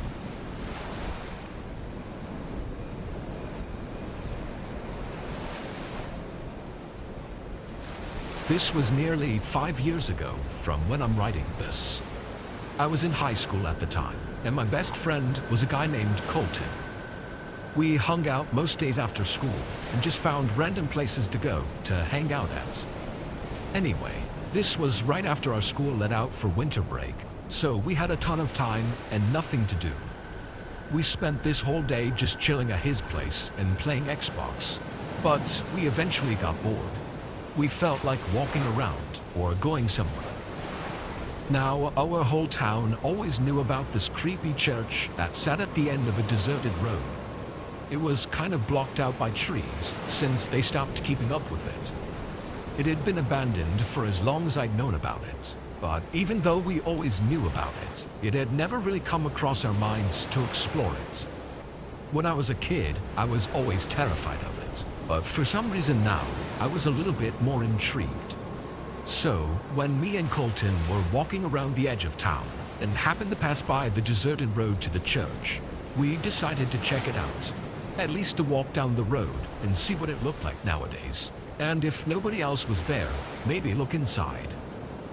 It was already dark out, but the moon was bright enough for us to still kind of see where we were going. We also had our phones on us in case we needed a flashlight. The road was awful. It was cracked and had thick vines and bushes growing between the pavement. By the time we got to the end of it and looked back, we couldn't even see the street we'd just come from. Looking at the church, though, it was way creepier than I'd remembered. It looked like the forest had engulfed it. Even the fence going around the courtyard was almost unrecognizable because it was drowning in the tall plants that covered it. We made our way through a broken section. It was very quiet as we approached the church. We didn't see any lights or hear anything to indicate anyone else was here. So we walked up to the large entrance door and pushed it open.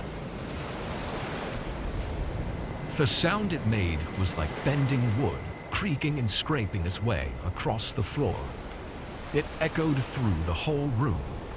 Both of us stayed at the doorway for a minute and just looked from there. What was really odd and also kind of creepy was that the whole room, full of rows of benches, looked almost untouched. There wasn't any debris anywhere, or even graffiti like you'd expect from an old place like this. I stepped in, and Colton followed behind me. I slowly walked down the aisle, just looking around at everything. Each step we took echoed throughout the vaulted ceilings. But when we got closer to the end, there was a sudden thud. It rang through the whole church. Both of us jumped and quickly got our phone flashlights out. We couldn't tell where it came from, though. The sound kind of took over the whole building and echoed all around. We stood still and moved our lights around, looking for anything that had caused the sound, but we really saw nothing. Colton thought he saw another room closer to the entrance, and maybe something had fallen over in there. Regardless, we kept exploring. I walked to the end of the hall where the podium was. I stood up there and looked back down at the way we came. It was so dark by the entrance, even my light couldn't reach that far. After a minute, Colton said he wanted to check out the other room, so we both headed over there. On the side wall was a door. I opened it and shined my light in. From just a quick look, I couldn't tell what the room was. We walked in and looked around. There were chairs stacked up against the wall and a bunch of boxes everywhere, like storage or something. While we were in there, we heard a subtle sound. We both stopped moving. It was a light thump, and then another. It sounded like someone walking down the aisle we just came from. Both of us froze up. The sound was coming from the podium area, walking down toward the entrance. We could only see out the thin crack in the doorway of the room we were in, but we stared at the darkness out there and waited as the sound got closer. Then, for a split second, someone crossed through the dark and out the front entrance door. The footsteps then stopped, and we held our breath as we waited, before we heard the door creak closed. We looked at each other in fear. Neither of us knew whether to try running away, or hide, or what to do. We ended up just waiting in fear for several minutes, until we thought whoever it was had left the area. Then we sprinted out of the room and out the entrance. We didn't stop running until we got down the deserted road and onto the street. We don't know who was in there, but they came from the end of the church that I had just been at. There was no doorways over there, so they had to be hiding or something, somewhere right next to me. That is, if it even was a person. At this point, years later, I can't even say anything is for sure.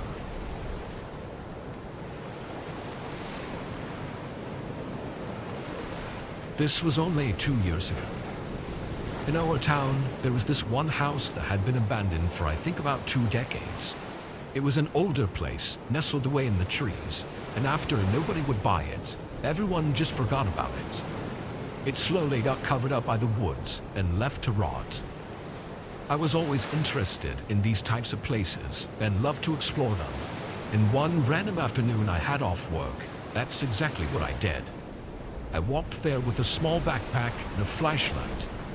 Usually I'd go with friends, but this house was so close by and seemed less significant than other places we'd been to, so I didn't bother. The driveway going into the woods was almost completely gone. Grass had grown over the gravel.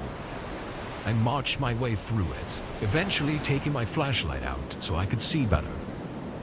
The house was deeper into the woods than I'd remembered. I felt like I walked for 5 or 6 minutes before getting there.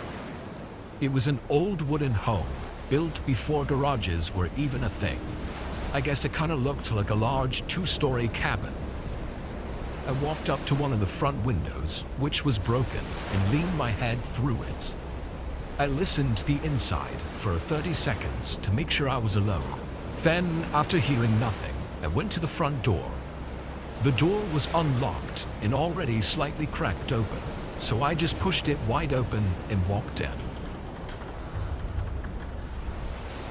The inside was decaying all around. Disturbingly, there was still stuff in here from whoever owned it all those years ago. The living room had an old sofa, all torn up and dusty, and there were several picture frames that had fallen off the walls and shattered. I walked through the first floor, looking at all the left-behind things, curious about what I'd find out about this place. The floor was small, though. After just a minute or two, I went upstairs to the second floor. The stairs were creaky and shaky. I'm surprised they hadn't caved in already. The second floor had a hallway with 2 rooms. One of the doors was open and the other was closed. I looked into the open one. The room was empty, which was strikingly different from downstairs. I stepped in and moved my flashlight all around, but was interrupted when I heard a thud below me. My heart immediately started racing. It didn't sound natural, like a noise the house would make. I hurried down the stairs and waved my flashlight all around. The house was so quiet now, and I didn't see anything moving that could have made the sound. Having that bad gut feeling, though, I told myself I should just leave. Usually with my friends I explore with, we always say at the first sign of anything sketchy, we leave. Being alone, I definitely wasn't staying. I quickly walked down the hallway, still moving my flashlight all around. But when I got to the front of the house, the door was shut. I had left it wide open. I hurried up to it and pulled the handle, but it didn't move. It was locked or bolted closed on the outside. I immediately started to panic, knowing someone else had to be here with me and just locked me in. I ran over to the broken window and jumped out. I didn't see anyone as I sprinted into the woods, turning my flashlight off and staying off of the path. My heart was still racing as I walked between the trees, but then a light came from ahead. I was confused and moved behind a tree. It was a red and blue light flickering at the end of the driveway. There were 2 cop cars cutting through the thick grass and driving toward the abandoned house. They passed by me, rushing to the front of the home as I remained hidden. Something in me knew that they weren't there for me. I watched for a minute, then ran out of the woods and back home. I don't know who else was there, or why the police were rushing toward the house. I tried to find out more information on it in the coming weeks, but never found anything released to the public. Whatever was going on in there, or whoever was in there, must have been pretty bad. I'm lucky to be here right now.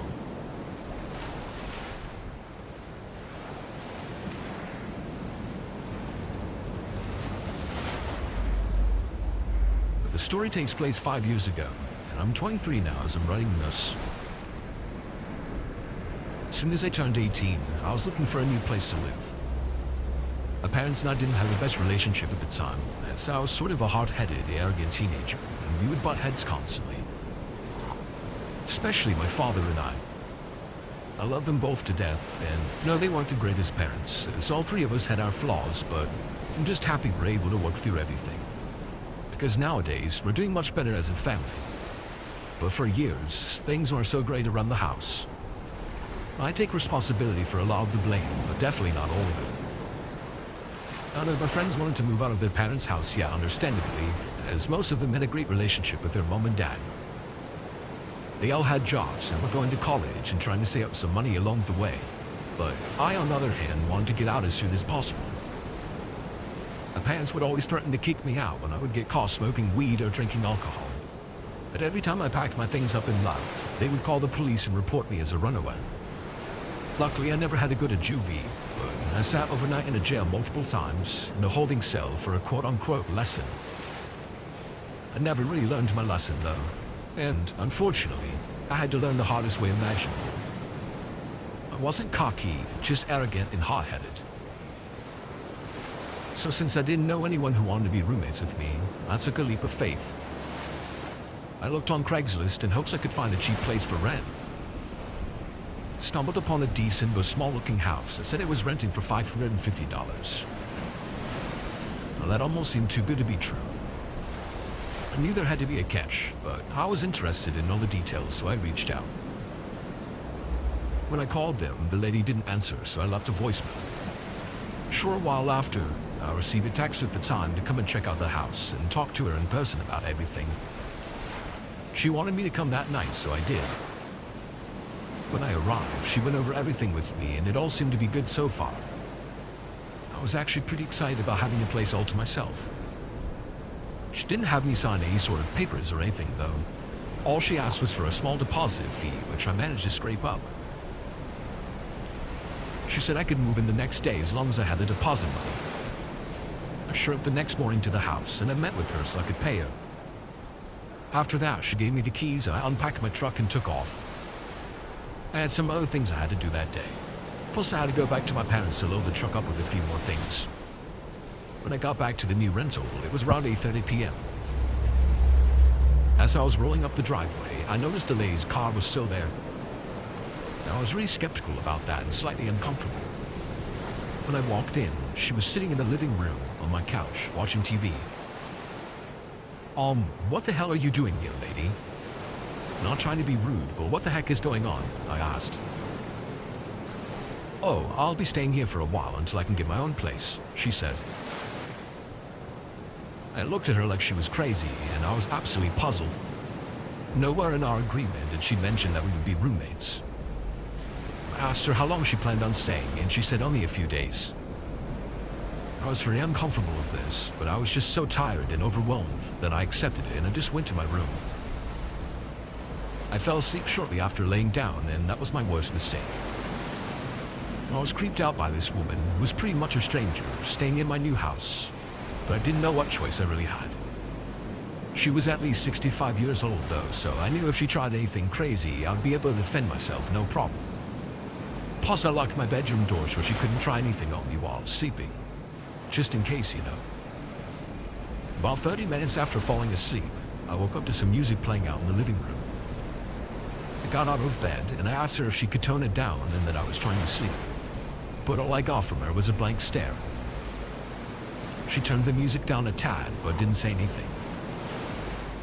I managed to fall back asleep, but when I awoke, it was the most creepy and terrifying thing that has ever happened to me to this day. There was a knock on my door. At first, it was very light. Hello, what do you want? I'm trying to sleep, lady. Timmy, wake up, she said. Dinner's almost done. You don't want to make mommy upset, huh? After she said that, I felt this chill run down my neck to the bottom of my back. My name isn't Timmy, so I knew something was wrong with this lady. As a matter of fact, my name is nothing even close to that. I was so stunned that I didn't even say anything. I was hoping she would just walk away and leave me alone. Less than a minute later, she started banging on the door, with both fists closed relentlessly, all while screaming at the same time.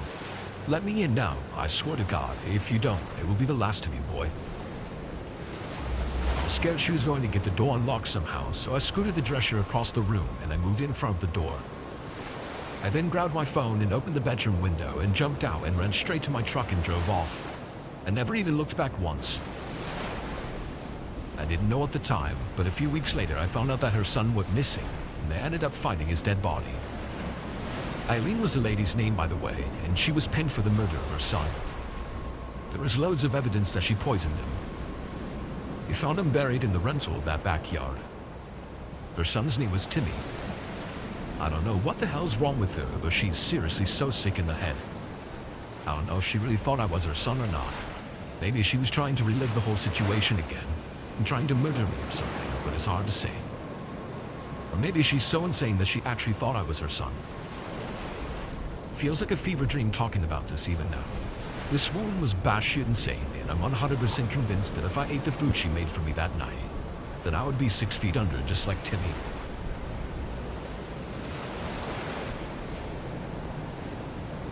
I was just getting home from a long day of school and work. But it was 9 o'clock at night, and right off the bat, when I walked into my apartment, I noticed that it smelled foul. I immediately walked over to Ryan's room, who was a good friend and roommate of mine at the time, to see if he knew what the smell was. I knocked on his door and he didn't answer. That was weird, because he was always home and he always answered the door when I knocked. So I lightly tapped on the door again and said, "Hey bro, you in there? You awake?" But again, there is no answer. I really felt like barging through, I can't lie to you, but I held back the urge, as I wouldn't want the same thing done to me. A couple hours passed and the smell grew more intense. I blew Ryan's phone up, hoping for a response, but he never replied with a single text. I must have called 5 or 6 times, and every single time it was straight to voicemail. This was extremely uncommon for him to do. Before I get into this story any further, I'd just like to add that this really isn't for the faint of heart, and I'm putting a trigger warning for this. so you can't say you weren't warned beforehand. A few more hours passed by and the smell grew even more intense. It was absolutely wretched, and it started to seem like it was coming from Ryan's room. At this point, I didn't care if he was in there or not, and I didn't care what he was doing. I was determined to get to the bottom of the damn smell. "Ryan, if you're in there, I'm coming in there," I said. Right after I said that, I turned the door handle. Tried to open the door, but of course it was locked. I grabbed a bobby pin from the guest bathroom and I paced through the lock.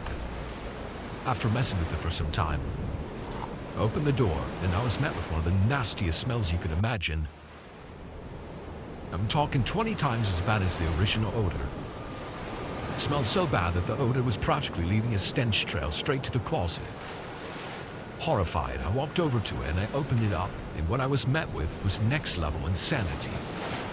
I couldn't believe what my eyes were seeing. There was a garbage bag with an animal leg sticking out of it, and maggots everywhere. It had to have been sitting there for weeks. I about threw up on the spot. I didn't know what kind of animal it was at the time, but it seemed to be a dog. I don't care if I seem like a pussy for this either, because that's just not right. So I called the police immediately and I snitched on my friend, or whatever you want to call it. I explained the whole thing to the dispatcher and the cops showed up within 10 minutes. They went into the closet and they found that it indeed was a dog. It was a beaten to death pit bull with its head nearly completely decapitated. I couldn't watch them haul the dog out without bursting into a panic.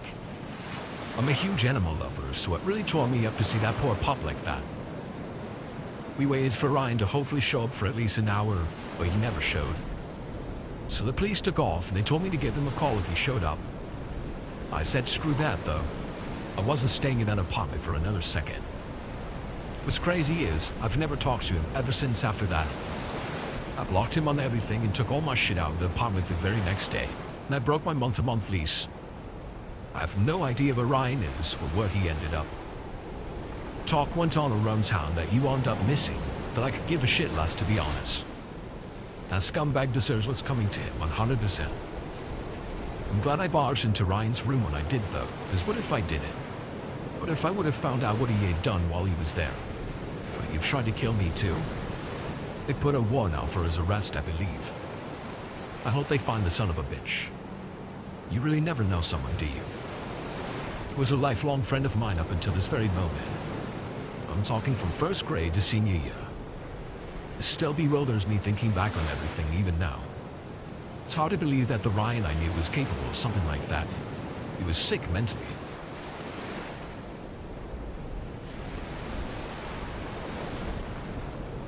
I had just graduated high school in the summer of 2018. I was wanting to get my own place and I'd been saving up money for my job for 2 years to do just that. My original plan was to rent out this chic one-bedroom apartment that was downtown and right next to the high school that I went to. I had like 5 friends that I knew that were already living there, so it was the perfect place. I'll still be close to everyone and everything. Literally within walking distance to the grocery store, nearby parks, and pretty much everything else you need on a daily basis. I had saved up $10,000 and I wasn't in any debt. My car was paid off and I was happy to be alive. This was one of the best moments of my life. I applied for the apartment online, and when I was accepted for it, it felt great. It felt great to have my own space where I could enjoy myself in my own 4 walls. Everything took a dramatic turn about a week after living there though. Remember I was telling you about the friends that I had that were already living there? Well, Aaron and Rob, who were 2 good friends of mine, actually lived in the same building as I did, but on the 3rd floor, just 2 apartments above me, where I was on the 1st floor.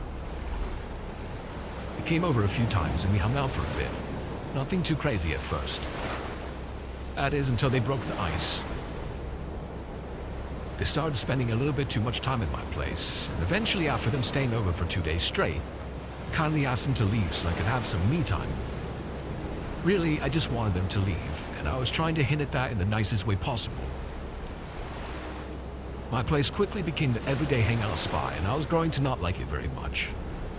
Especially with me being an introvert. Not to mention, I finally just got my own place, and I thought I was going to be alone much more than I was. That was when Aaron told me that they had just been evicted and that they needed a place to stay for a few weeks. It put me in a really bad position, Didn't want to push them out into the streets, and they sort of tugged at my heartstrings a little. So I basically told them that they had 2 weeks. Well, 2 weeks turned into 4 weeks, and then 2 months. I guess you can say I was kind of a pushover with a big heart for people, especially my friends.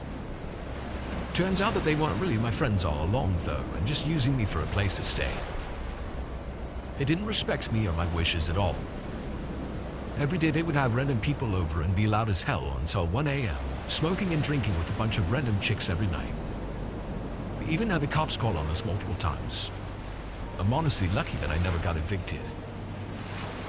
Eventually, I got sick of it one night when I was trying to sleep. I had already asked everyone to quiet down multiple times, and they were completely ignoring my wishes, so I stormed out of my room and I kicked them out. Every single one of them, including Aaron and Rob. It took me like 20 minutes to actually get them all to leave, but they finally left after I threatened to call the police. I was relieved that they were finally gone, but they left me with a huge mess. I decided to pick it all up in the morning as I was just super tired.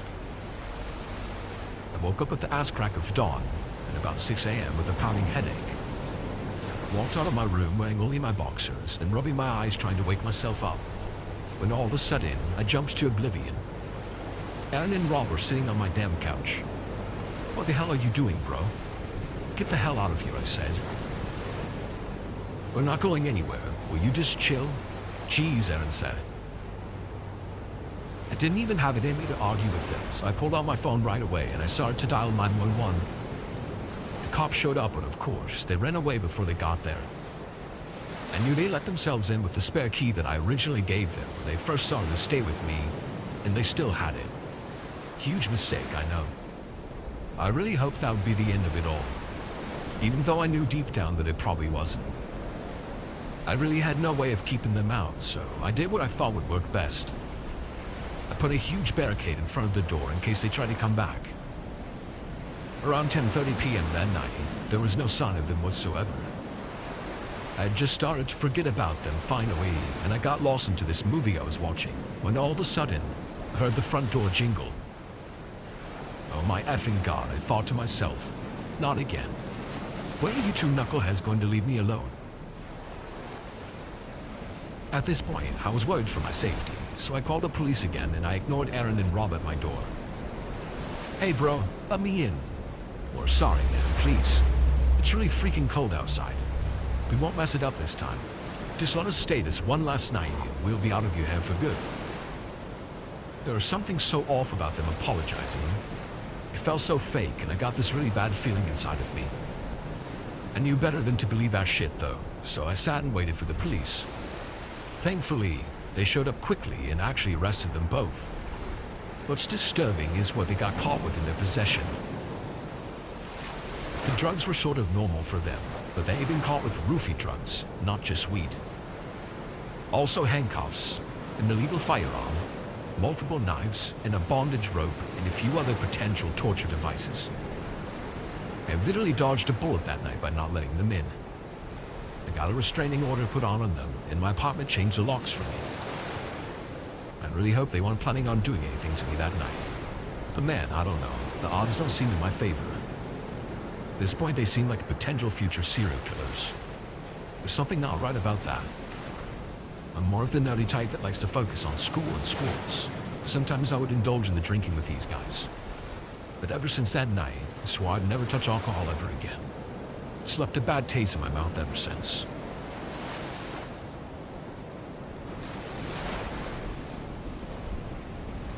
I live in a small home in a fairly decent neighborhood, and I also work from home as well.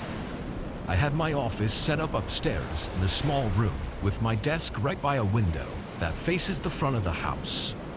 I liked being able to open it for fresh air or have the view when it was nice out. This was as fall was just starting, so I pretty much had the window open all day.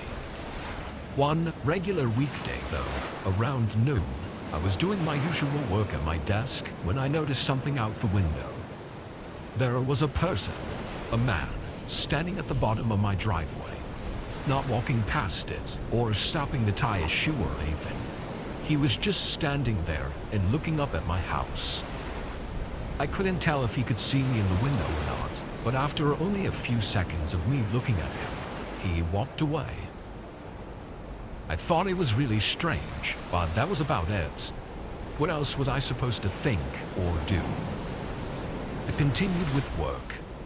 I did an occasional check out the window every now and again, but seeing nothing else, I wasn't too worried about it. The following day, I was on the same routine. I got to work and was pretty busy the whole day. I had a lot of video calls with my coworkers. During one of these calls, I spaced out and happened to glance out the window again. That man was there, standing in the same spot at the end of the driveway and looking up at the house, just like he was before. Something about this time was 10 times more creepy and eerie. Why the hell was he back here? I must have stared off at him for a while, because one of my coworkers noticed I looked worried and asked if everything was okay. I said yeah, and tried to refocus on the meeting. I kept looking back though. He was standing there for a minute, then I looked back again, and he was gone. The rest of my workday felt to drag on. I couldn't stop thinking about this random guy looking up at my house. It was just so odd. When I got out of work, I went outside and walked around my driveway, looking for any reason for them to be looking up at my house like that. Everything looked normal. However, I did notice that the window of my office was visible in clear from where the man was standing, which means he could likely see me looking at him. I went back inside and made dinner. I had a call with my brother that night, and I mentioned it. He agreed it was odd, but said it was likely nothing. After getting off the phone, I sat down and watched TV, hoping to get my mind off of it. A couple hours passed. It was maybe 9 p.m. I had the show turned down because I was getting tired, but with the low volume, I was able to hear what I thought were footsteps outside my house. I jolted up from the couch and stared at the front door. The footsteps walked up, only stopping for a brief second, then walked away. I hurried over to the door and looked out the peephole. I could only faintly see a figure walking down to the road. Once they were gone, I opened the door. Immediately, I noticed a note taped to the back. It was short. It just said, "Have, answer the door." I was not only confused, but horrified. How did they know my name, and what was the note even supposed to mean? They didn't even knock or stay long enough for me to have answered the door. Not that I would have anyway. This was enough for me to call the police.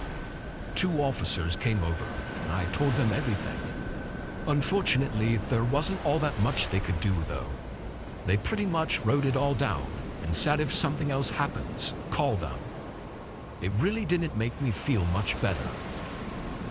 I stayed up late that night, laying in bed, unable to sleep. I literally just lay there for hours, thinking about this man that was stalking my house and the eerie note he left. Then, at just before 2 a.m., a knock at the front door echoed through the otherwise silent house. My body froze up. The silence of the house was now deafening as I listened in fear. After a few seconds, they knocked again. My heart started beating faster. I got my phone and called 911.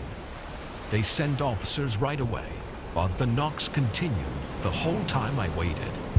Eerily, they never got louder or more rushed or aggressive. It was just the same knocking, over and over, echoing through the hallways of my home. The operator on the phone updated me that the cops were 2 minutes out, and just after that, there was a longer pause between the knocking. 15 seconds, then 30, then a whole minute passed. When the officers showed up, nobody was at the door. They were too late. Again, I told them what happened, and they seemed to take it a little bit more seriously this time, but it still wasn't enough for them to do anything about it. They said they would have an officer patrol around here for the next couple weeks. Those weeks came and went, and the man never came back up to my door or to the end of the driveway, at least from what I know. It's been months later now, and still nothing else. It still scares the hell out of me though. The thought of the creepy note telling me to enter the door and then there being knocking at 2 a.m. is just terrifying. Then there's also the thought of them coming back, lingering in my head. I don't know what they wanted, who they were, or if they're truly gone for good.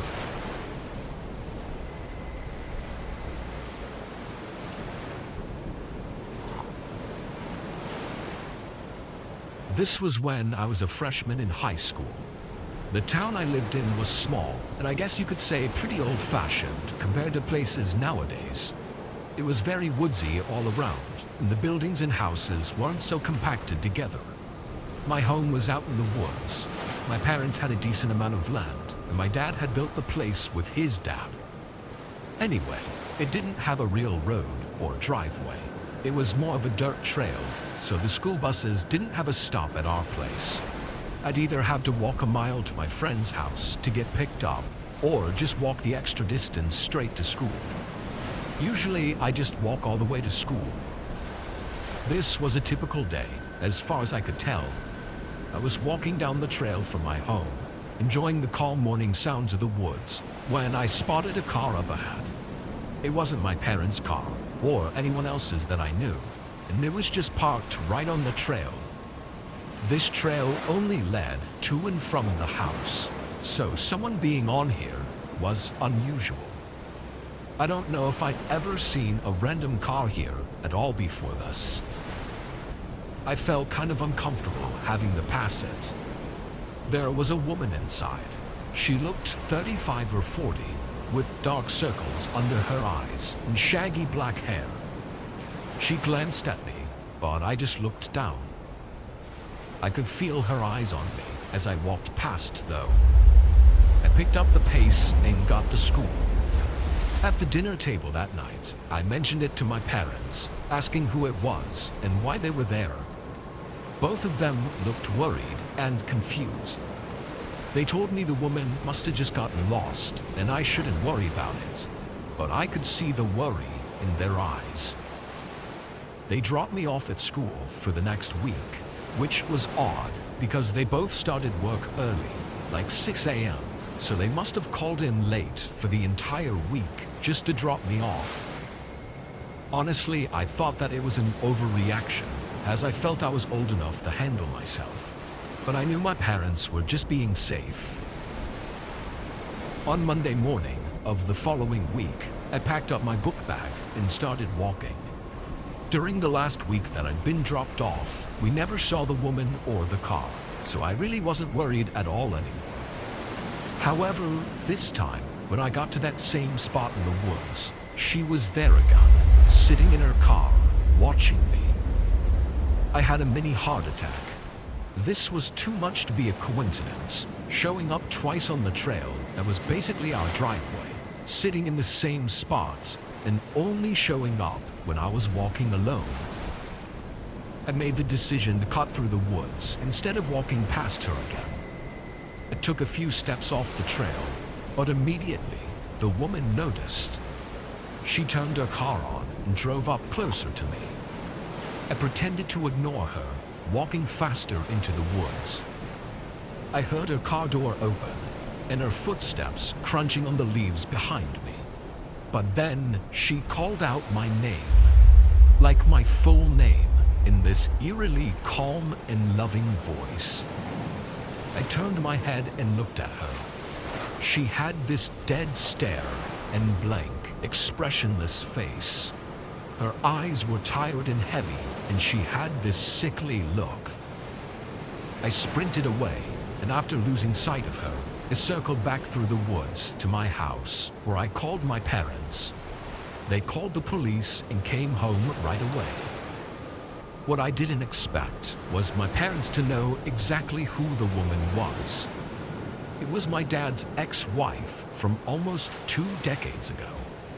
Apparently, she'd had mental health issues for a while and would have these horrifying episodes where she'd get obsessed with something and do disturbing things. The day I told them I saw her, my parents reported it to the police, knowing it had to be her. Police failed to do anything about it, though, only checking up on her and saying she seemed normal. For that whole week, though, she had been stalking our house, knowing that every time my parents left for work early, it meant I would be walking alone to school. My parents never told me what happened to her after this, or what she was trying to do to me, or why she was doing any of it. Hopefully, nothing like that happens again.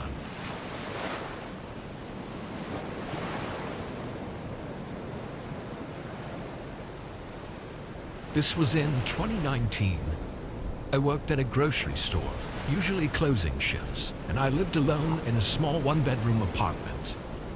We had a lot of regulars at our store, customers that would come in all the time, and usually around the same time as well.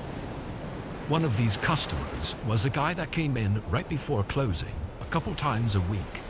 Nobody knew his name, but everybody knew of him, because nobody liked customers that came in 10 minutes before the store closed. Usually being the only cashier, I'd be the one interacting with him. He was always a bit strange.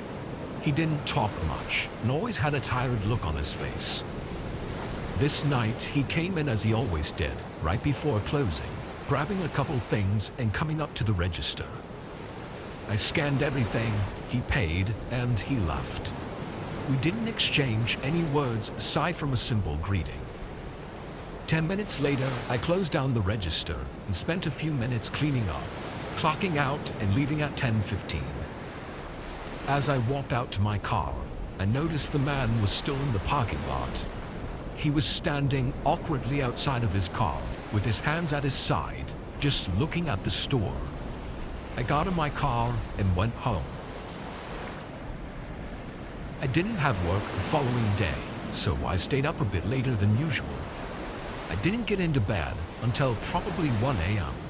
Only moments after getting under the covers, though, a bright light glared into my bedroom through one of the windows.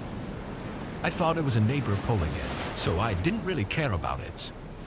After a second, the light shut off, which unconsciously confirmed to me that it was just headlights. I fell asleep only a couple minutes later. I woke up in the night to what I thought was my phone ringing. The way I woke up, half asleep and in the middle of a dream, it was hard to tell what was real and what wasn't. I rubbed my eyes and tapped my phone on the nightstand. It was blank. No messages or phone calls came in. I wasn't sure what to think. I was going to just ignore it and go back to sleep, as I wasn't even fully awake yet to begin with. But the slightest thing caught my eye as I rolled back over. The bedroom door was barely cracked open, not even enough to let any light in or anything. It was just uneven with the door frame, not latched shut. I always closed the door to my room, so seeing it not fully shut immediately woke me up. I got out of bed and walked over, pushing it closed to see if maybe it was stuck for some reason. It smoothly latched into the door frame, just like it always did, so there was no way I'd mistakenly left it open. I felt my body get shaky. My heart was pounding.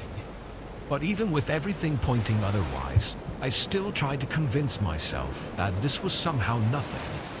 I tried to think of any possible way that this was something to not worry about. But my mind thought back to the light I saw before falling asleep. I walked over to the window and peeked through the blinds. There was a car parked in my driveway. I could only see the back half of it, but I instantly felt a rush of panic. Who was at my house? And was someone inside with me? I hurried over to the door again and flicked on the lights. I stood there by the door, panicking and thinking, realizing I should call 911 just to be safe.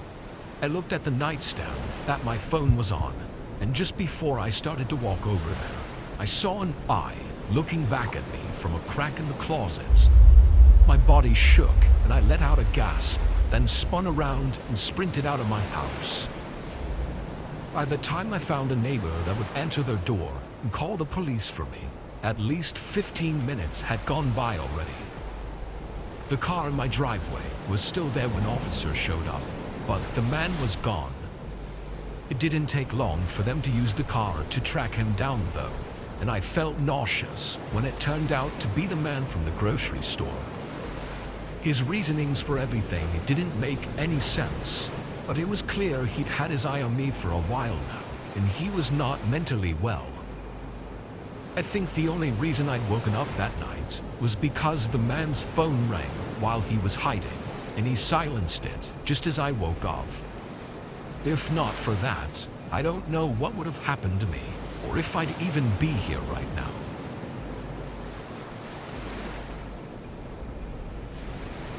I work at a really trashy bowling alley in my small town. It's one of those family-owned type places.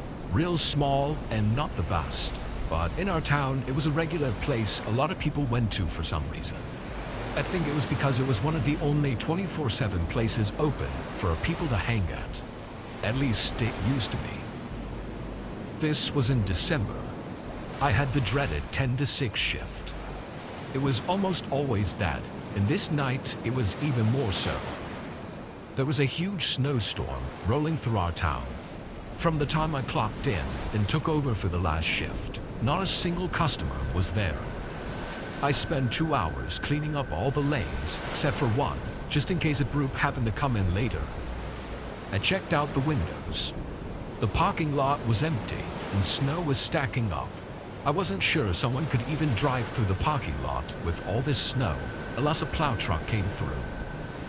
After a bit, I pulled up a chair to the window and sat down, just looking out and resting, as there was nothing else to do.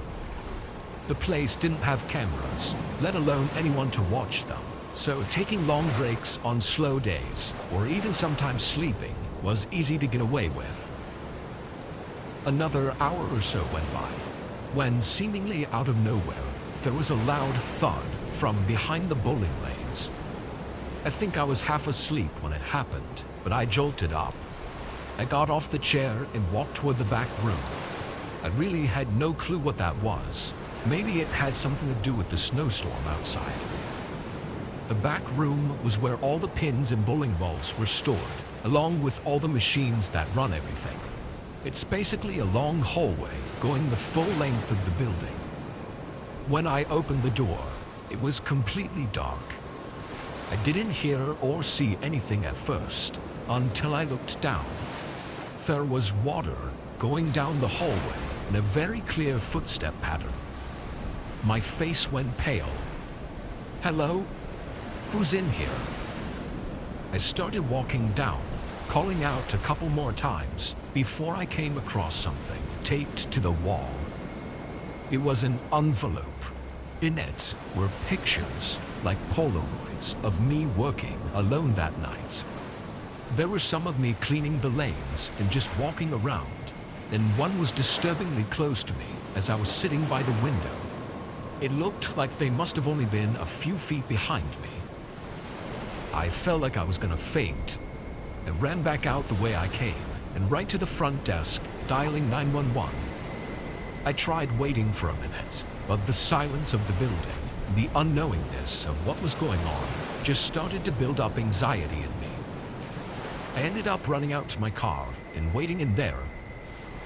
Despite the weather, police actually got there really quick, like in 2 or 3 minutes. Whoever had been stalking me that night left no traces. Of course, the trashy place didn't have any cameras, so there was nothing else to go on. I don't know what that person was trying to do, or if it was just some sick joke, or what. Since then, I didn't have anything else happen. I quit a couple months after, though.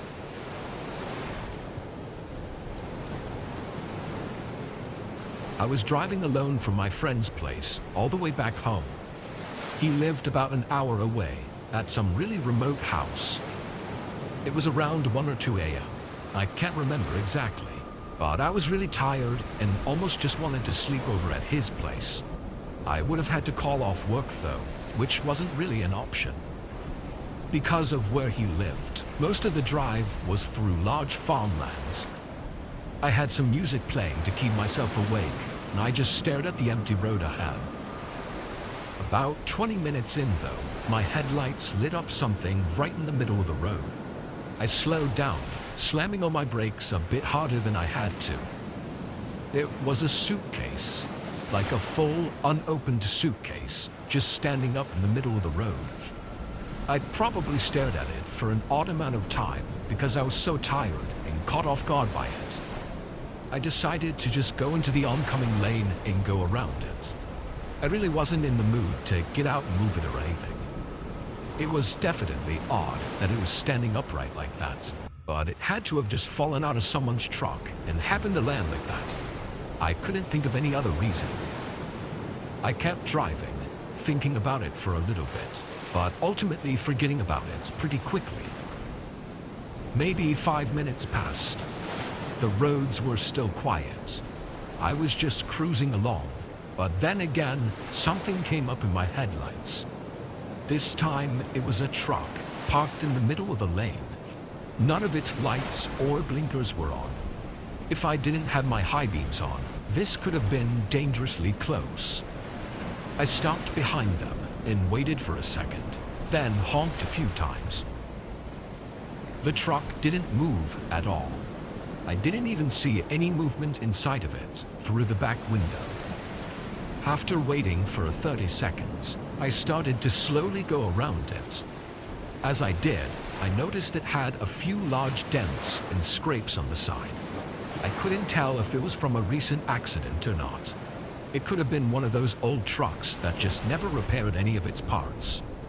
More concerning though, I didn't see anyone inside the truck. It was still dark looking through the windows, but I didn't see any shape or outline of anyone sitting in either the front or the back. I pulled further up and in front of it, getting back onto my side of the road, then slowed even more to look around. It was still just farmland and all directions. Why would someone park right there and leave their vehicle?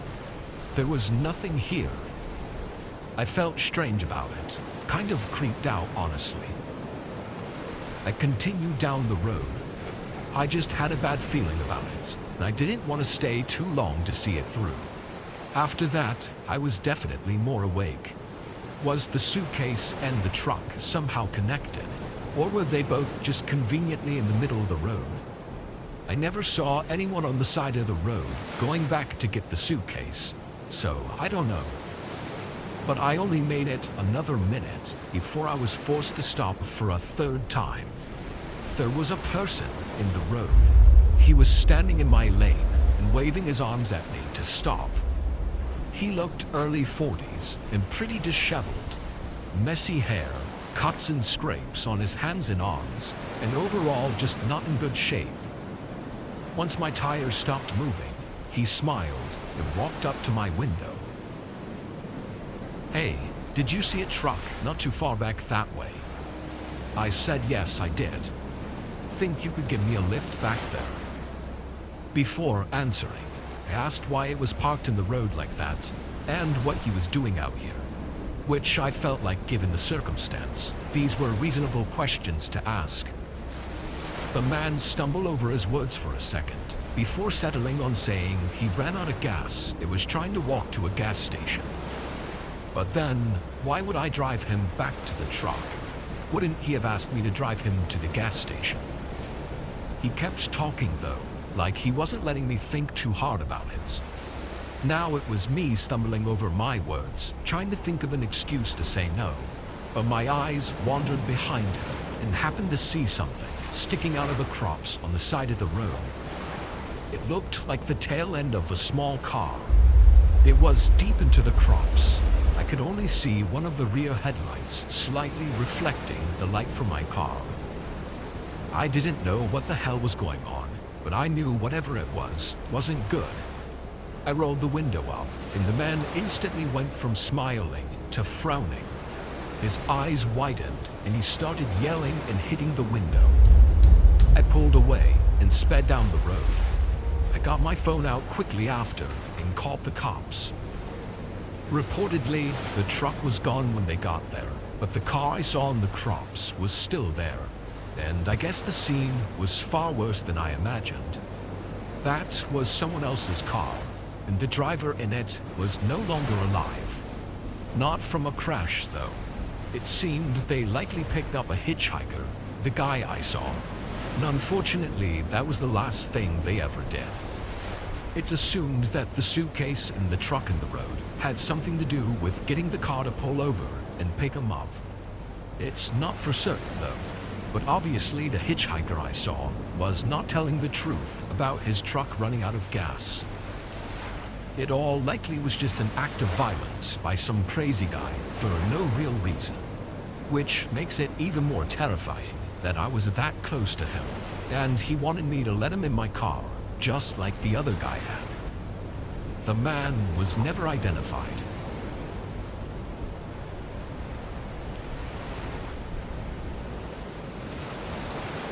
I was 16. I had just gotten a job at a pizza place about 6 months ago. During that time, I saved up enough to buy a cheap car. I hated not being able to drive myself, but also I wanted to do deliveries instead of working inside the shop. It was a regular weeknight. I got in after school at 5 and was scheduled until 10:30. It was busy for the first couple hours, but by 8 it abruptly slowed down. There wasn't another delivery to be made until 9. It was an online order for just 2 medium pizzas. I picked it up and started driving. It wasn't busy out, just a few cars here and there. But once I got about 5 minutes out from the neighborhood, a car pulled onto the road from a side street and came up behind me. The roads were empty, and they could have easily passed me if they wanted to, but they stayed right behind me. I didn't really think about it. I mean, to be honest, I didn't care at all at the time. Throughout the next 5 minutes, they stayed right behind me. When I took the turn into the neighborhood, I looked in my mirror. After a few seconds, their headlights appeared, turning down the road. That's a pretty big coincidence. What were the chances that the only other car on the road was going to the same small neighborhood as me? I guess it was very possible, but it got me feeling a little more aware of the situation. I kept driving. This street was through the woods, with individual houses spread out on either side of the road. Some were right up on the road, and some were down longer driveways. As I got deeper into the neighborhood, finally my headlights lit up a mailbox that had the right address on it. I turned into the driveway. I checked my mirrors again, and a few seconds later, the car passed right by and continued down the road. I remember feeling relieved and silly for thinking anything of it. I drove to the end of the driveway. It wasn't too long, maybe like 200 feet or something. I pulled up and got out with the pizzas. I gave the door a couple knocks. Nobody answered the door for a minute, and while the porch light was on, it didn't look like any of the inside lights were on. I knocked again. About 30 seconds passed, then a light shined through the window, and a few seconds later, a woman entered the door. She looked like she was in her early 30s and was wearing a nightgown, and she looked really tired. Immediately, something about this felt wrong. I had these pizzas ordered to this address. I then read out the address to her, but she looked annoyed. The woman said she didn't order anything and was trying to sleep. She was definitely a little cranky, but it was clear there was some kind of mistake. I apologized and walked off the porch. I was kind of spaced out for a moment, looking at the ground, thinking about how weird this was. I walked back to my car, but about halfway there, I looked up and felt a chill rush through me. There was a car sitting right behind mine. It was the same one that I thought was following me. Its headlights were off, but I could see the fog coming from the exhaust, so the car was still on. I felt really uncomfortable. Did they also live here with the woman and were just pulling in? Or did it have something to do with the order?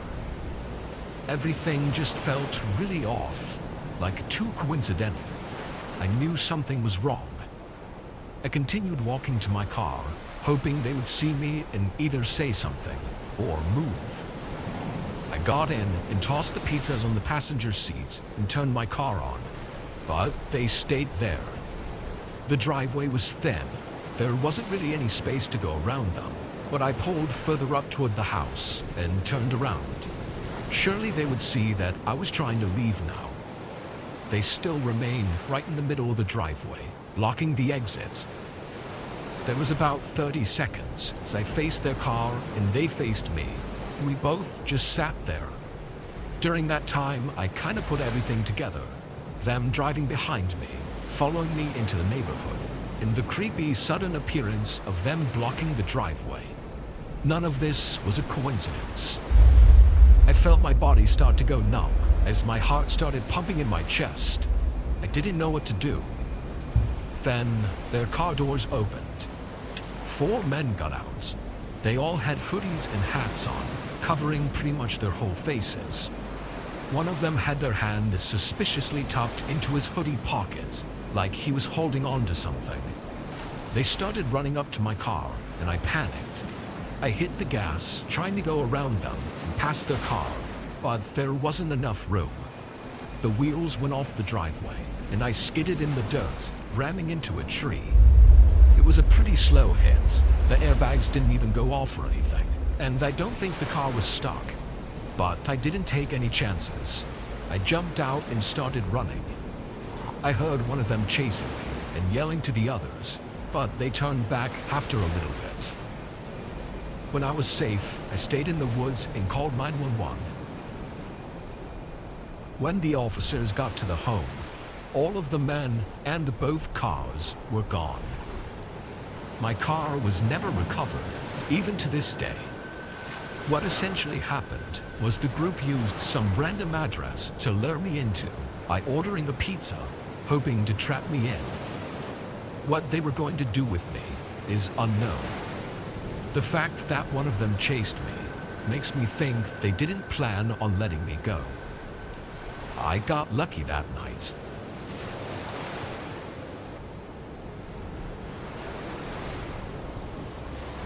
I was driving home from work. It was snowing out. Nothing crazy, but enough to be driving slower and more carefully. It was also pretty cold out, freezing temperatures for sure. I got out of the office late this night, probably sometime around 1 or 2 a.m. The roads were quiet and deserted. Along my route, I pulled up to an intersection. It was a red light, although no other cars were anywhere to be seen. I waited, thinking about how much I wanted to sleep when I get home, when all of a sudden there was a knock against my truck. I jumped back in my seat and darted my eyes to the passenger window. It was a woman. I had no idea where she came from, but she was knocking on my window and looking right at me.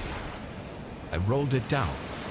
She looked young, maybe in her late 20s, and her face looks cold and pale. She apologized and said she really didn't want to bother anyone, but her car broke down a mile back and she tried to walk home, only to find out how freezing cold it was. She wanted a ride, saying it was only another mile down this road. Feeling bad for her, I let her in. Maybe it was because of the way she said everything, or just because she looked like an innocent woman, but I believed her story. And it was freezing outside, and she did look cold. I started driving as she repeatedly thanked me. A couple minutes later, she told me to turn down into a neighborhood. Now, I did pass by this place every day on my commute to work, but I'd never actually been through any of these neighborhoods or knew anything about them. Turning in, though, it was clear this wasn't a nice place. The houses were extremely small, old, and outdated, looking almost like trailer homes lined up next to each other. I only got a bit down the road before my truck started having trouble. The street wasn't plowed yet, and it looked even worse further down. As we got deeper into the back of the neighborhood, I slowed to a stop and asked if this was an okay spot for her to get out. When I looked at her though, her face was frowned until she noticed me looking. She smiled and politely asked if I could go a little bit further. I hesitated to answer. She asked again, a little less nicely. I explained to her that I didn't want to risk getting my truck stuck down there, but she still insisted, trying to guilt trip me. Finally, I just said no and told her to get out. She looked angry, but opened the door and got out. I thought that was really strange, considering how I went out of my way to help her. But I started to do a three-point turn, and when my headlights shined into the side facing the houses, I saw something. People standing further back near the tree line, which was also where the woman was toward. They were just a little bit down the road, right where the woman was trying to get me to go. I hurried up and got out of there. I don't know what kind of situation I got myself into that night, but I think it was really close to getting a lot worse. Had I gotten stuck out there, or even just driven a bit further off, who knows what they would have done.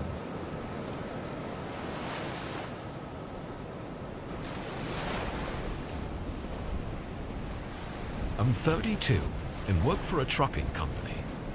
This was around the holidays. The roads weren't too bad for the most part, but driving in winter was always a little bit more tiring. This day, or night rather, was normal. I left town at 6 p.m. to deliver a load 2 states away. At about 11 p.m., I made my first stop. I pulled into a small truck stop on the side of the road, just to use the bathroom and grab a coffee, and maybe rest my eyes for a little bit. I parked and went into the building, then came back out with my coffee and hopped back into the driver's seat. I took a moment to myself and just sat there, taking a few sips and looking around. Only a couple other trucks were in the parking lot. Guess it was a quiet night. As I sat there, I happened to spot someone at the back of the building.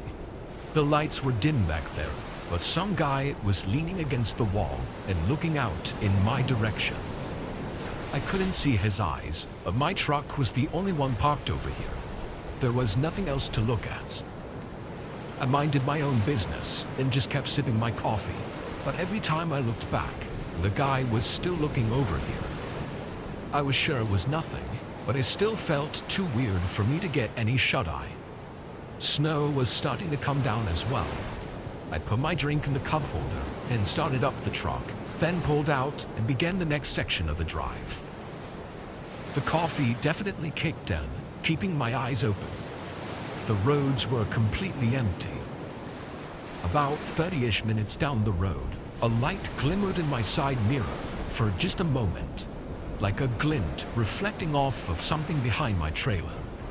I kept checking my mirrors, thinking it was a car coming up, but there was nothing behind me that I could see. Maybe it was a broken reflector on the road or something. I didn't know.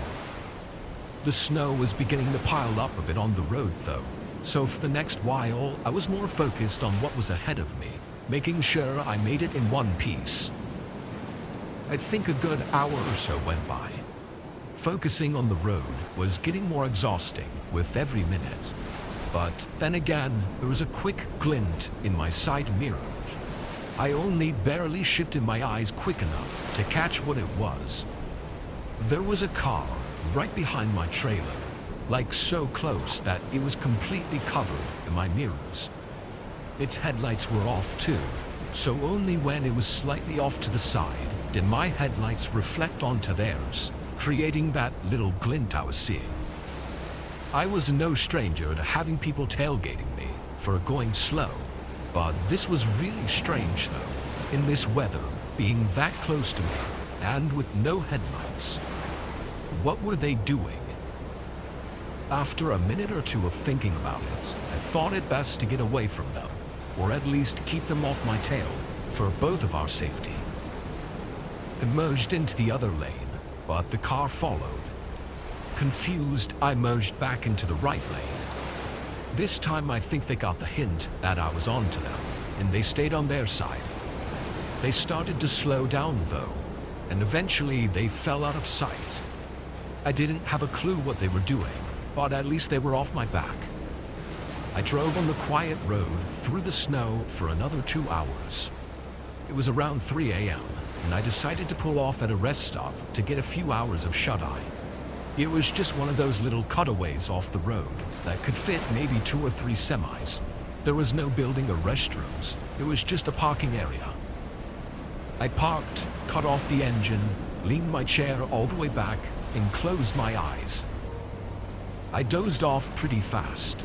I was used to being limited on sleep, so every minute counts. The calm winds and snow trickling down definitely helped though. I planned to wake up whenever the sun came up, so like 3-ish hours. But I woke up before that. I slowly opened my eyes, seeing the dark truck cabin and the faint highway lights in front of me. I was still really tired. I didn't know why I woke up. After a second, I rolled my body over to reposition myself, but was instantly met with the eyes of something outside my window. They were staring in at me with disturbingly wide, creepy eyes. I almost fell out of my seat, but the guy didn't even flinch. He just stepped down and tried to open the door, but after a few tries, I heard his footsteps rushing away in the snow. I used the radio to call for help, and moments later, a car drove out from behind my truck. It was the same one that was on the road before. I gave as much of a description as I could, and it was as the officers asked me to go over everything that happened that night that I remembered the man I saw watching me at the truck stop.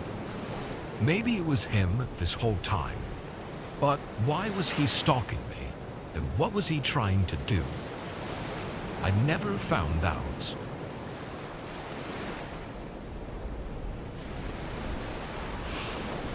Life is truly filled with horror stories. These traumatic events leave many people with severe and life-altering injuries, but even after the trauma, the struggle isn't over.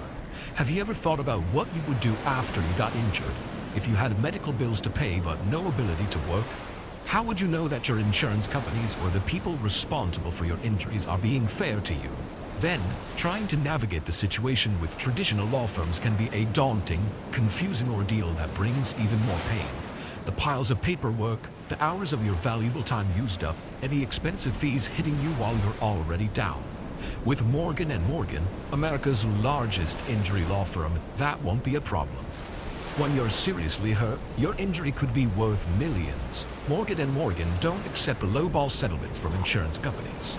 In recent months, they've achieved massive victories for victims of serious car crashes. In Florida, they achieved a verdict for $12 million, which was 34 times greater than the highest insurance offer. In Philadelphia, they achieved a verdict for a $26 million payout, 40 times more than the highest settlement offered by the insurance company. Morgan & Morgan will fight for you to get the best outcome if you become their client. If you hire Morgan & Morgan, you won't just be assigned a single lawyer, but an entire dedicated legal team with lawyers, case investigators, paralegals, and customer care specialists, all working to maximize your settlement. On top of that, there are thousands of support staff available at all hours to help you with any questions or concerns about your case, making the experience as painless as possible. The best part is, you don't pay them a penny unless you win your case. And Morgan & Morgan didn't become the largest injury law firm for no reason. It's because they win a lot. Even better, they've modernized the injury law process, so it only takes minutes to see if you have a case, and you can submit your claim on your phone. If you ever get seriously injured, your case could be worth millions, and you're only a few clicks away from potentially changing your life. It's easy. You can start your claim with Morgan & Morgan at www.forthepeople.com/MJV, found in the description below, or by scanning the QR code on screen with your phone's camera. You can type in your name, phone number, zip code, and email address, select the type of your claim, then describe what happened. Click or tap Start Your Claim and you're done. Remember, Morgan & Morgan is the largest injury law firm in the United States, so they have all the resources and know-how to see your case through. There's no company too big for Morgan & Morgan to fight, and they'll fight for you to get the settlement you deserve if you become their client.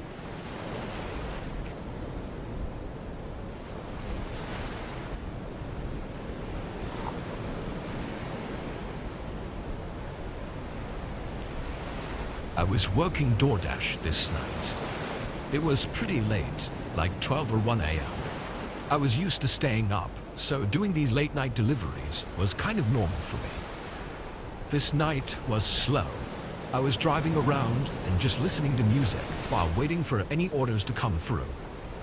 When one finally did, I barely even looked at the details before accepting it, since I didn't have much options anyway. I drove up to the 24/7 McDonald's and picked up their order, then had the app set me on course for the drop-off location. It was 15 minutes from me.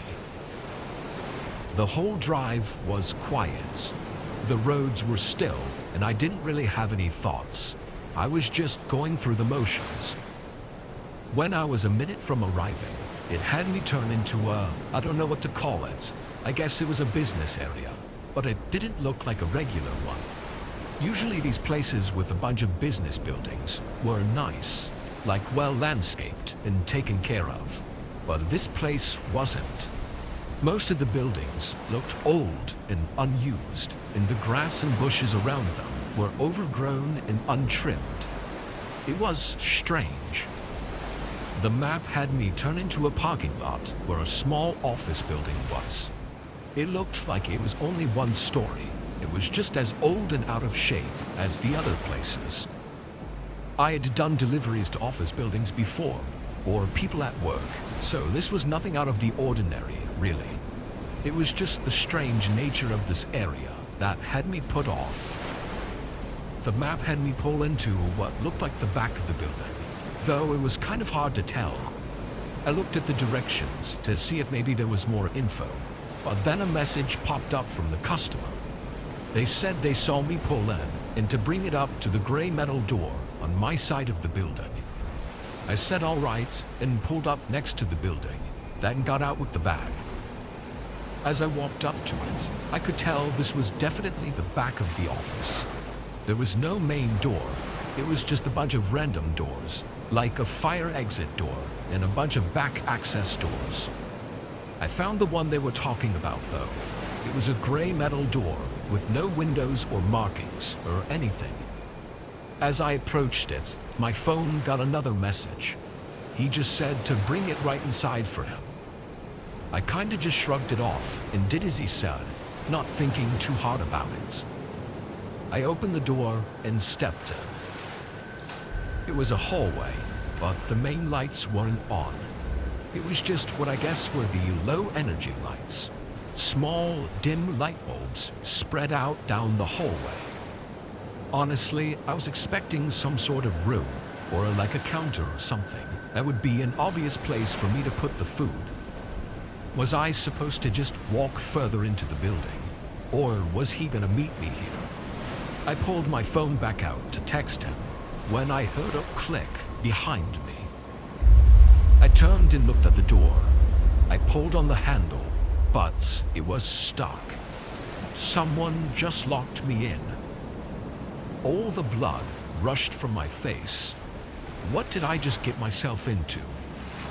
I dropped the bag and tried harder to open the door, but it didn't budge at all. My only option was to go further down the hallway and hope I could find another way out before whoever was out there finds their way to me. Just as I started making my way down the hallway, I heard a door open and close from somewhere on the other side of the building. I hurried, running to the end and finding another door. When I opened it, there was another dimly lit hallway with a bunch of rooms on either side. I went in, but immediately heard something from the other round, so I made a split-second decision and slipped into one of the office rooms and hid. A few seconds later, footsteps came rushing through the hall and right up to the door to the hallway I just came from. They went in, running down toward the locked door. I made a run for it, going the direction the person came from and hoping to find the exit. Thankfully, I did. I ran back out to my car and drove out of there. Unfortunately, I don't think the officer on the phone understood the situation fully, because they didn't get an officer there for 20 minutes. Nobody was there by then. However, I was informed that the office building was not in service at the moment, or hadn't been for the last 5 or so years. It was like partially abandoned, I guess. No cameras or anything. What exactly would have happened if I hadn't been quick enough to leave that hallway? Who knows? Definitely won't let myself get in a situation like that again, though.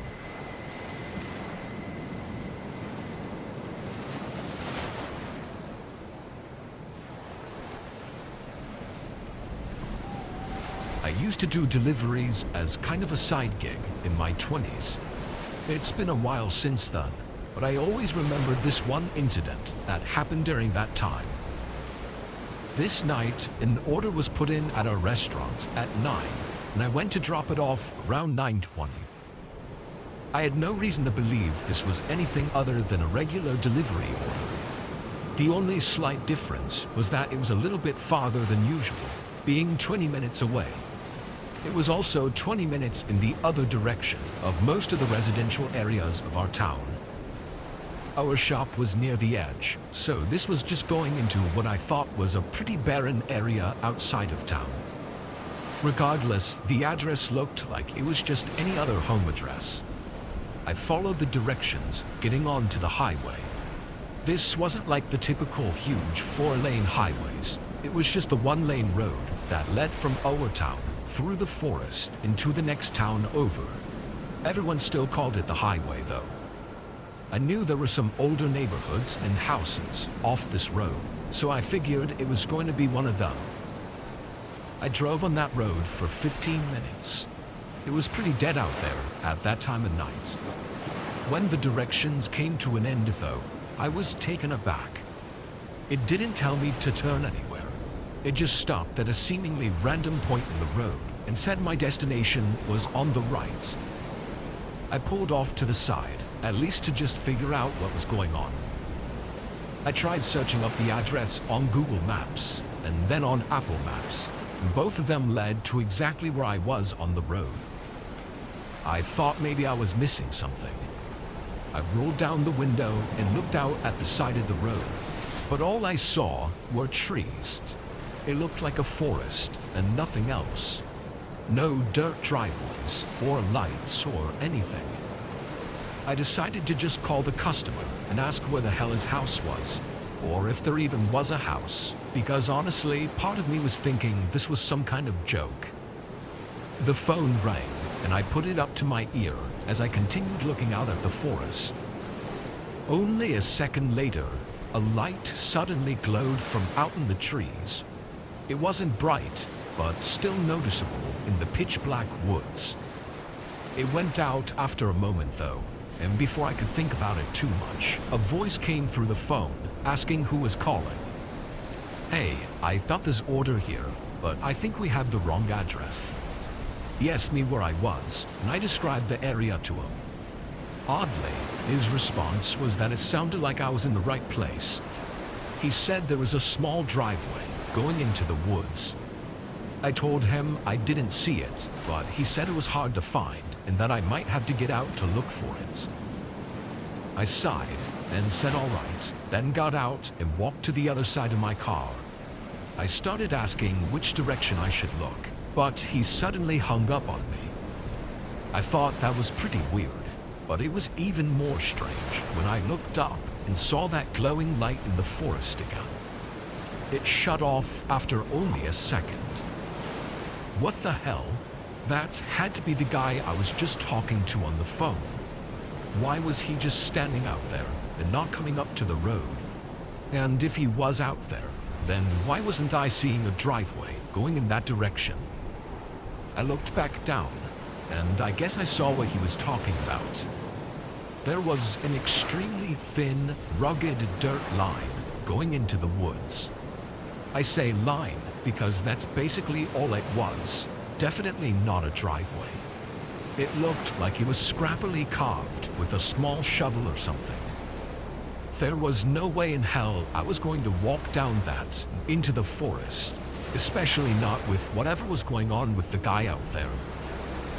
I set the food on the ground, right on the side of the road. As I did, I started to hear leaves rustling from the bushes out in the forest. I hurried up and got my car, then bailed out of there. Thankfully, I wasn't dumb enough to listen to the man on the phone and go into the woods. Something was wrong. I could feel it, but I didn't have anything to really prove it. What could have happened that night, I'll never know.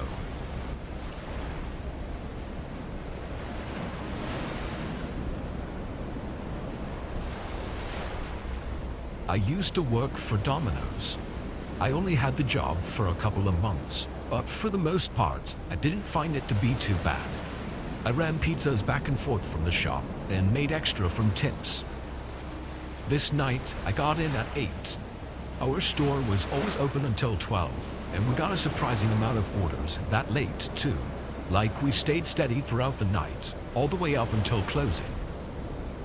This order came in toward the end of the night. I want to say around 11 or so.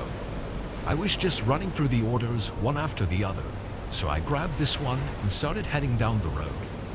It was in a direction I wasn't as familiar with, just because most of the orders came from the same general area. This one took me to the more spread out and woodsy part of town. I always thought this was where the rich people had their isolated mansions hidden in the trees.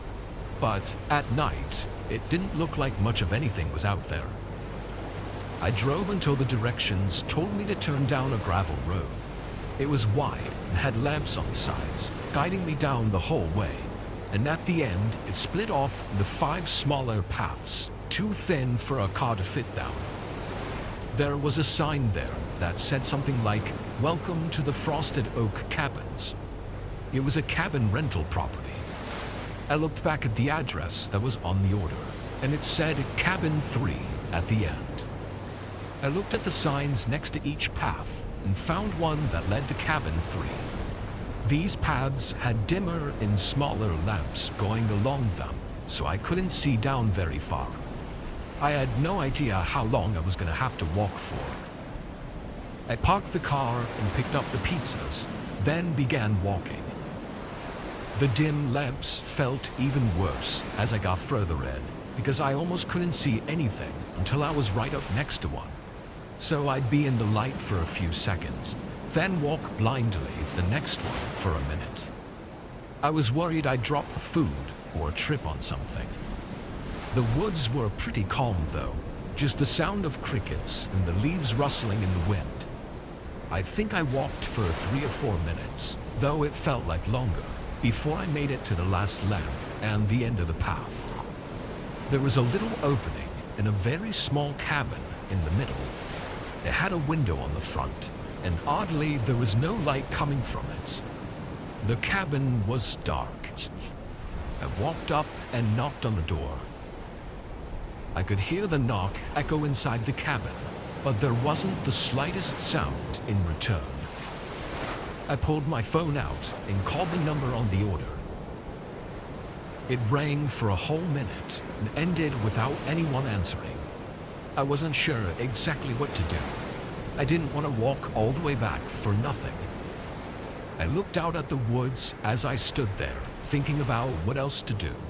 Then I got a text. It was from the same number I just called. The text read, "I'm not at the cabin right now. The door is unlocked. Please leave the pizzas on the table inside. Thanks." I turned and faced the door again, then twisted the handle. I pushed the door open just a little bit. I know they told me to, but it still felt kind of wrong. All the lights were off, and it was extremely dark. "Hello? Is anyone home?" With no reply, I pushed the door further open and took a few steps inside. It looked like just one long open room and maybe a small bedroom at the end. I went over to the table and started setting down the food when I heard a creak. My eyes shot over to the bedroom door, not getting to even think before it suddenly opened. I almost had a heart attack. I thought nobody was home. A man appeared in the doorway and started walking toward me as I nervously stuttered over my words. The man tried to tell me he had my tip and was thanking me for bringing it inside, but he was walking aggressively fast toward me. I backed up as he got just a couple feet away. He jumped forward, trying to grab me as his face shifted into rage. I ran out the front door, but instantly slammed into someone else. He fell in the grass, and I caught myself from falling, sprinting back to the path. I heard both of them chase after me, but every time I glanced back, they weren't within the light of any of the lamps. I made it to my car and sped out before they ever caught up to me. I called the police. Both men were gone, of course, but I was hoping that with the order, phone number, and cabin rental, they'd easily be able to identify them. However, they couldn't. They broke into the unrented cabin, used a fake phone number, and paid online with a Visa gift card. There was nothing to identify them with. Thinking back on what happened is almost more terrifying. Obviously, it was their plan to get me out there and into the cabin so they could trap me inside. But the other guy came out of nowhere. Was he out there in the woods, watching me the whole time, waiting for me to go in? Had he been just a moment faster, they would have succeeded, and I don't know what they would have done.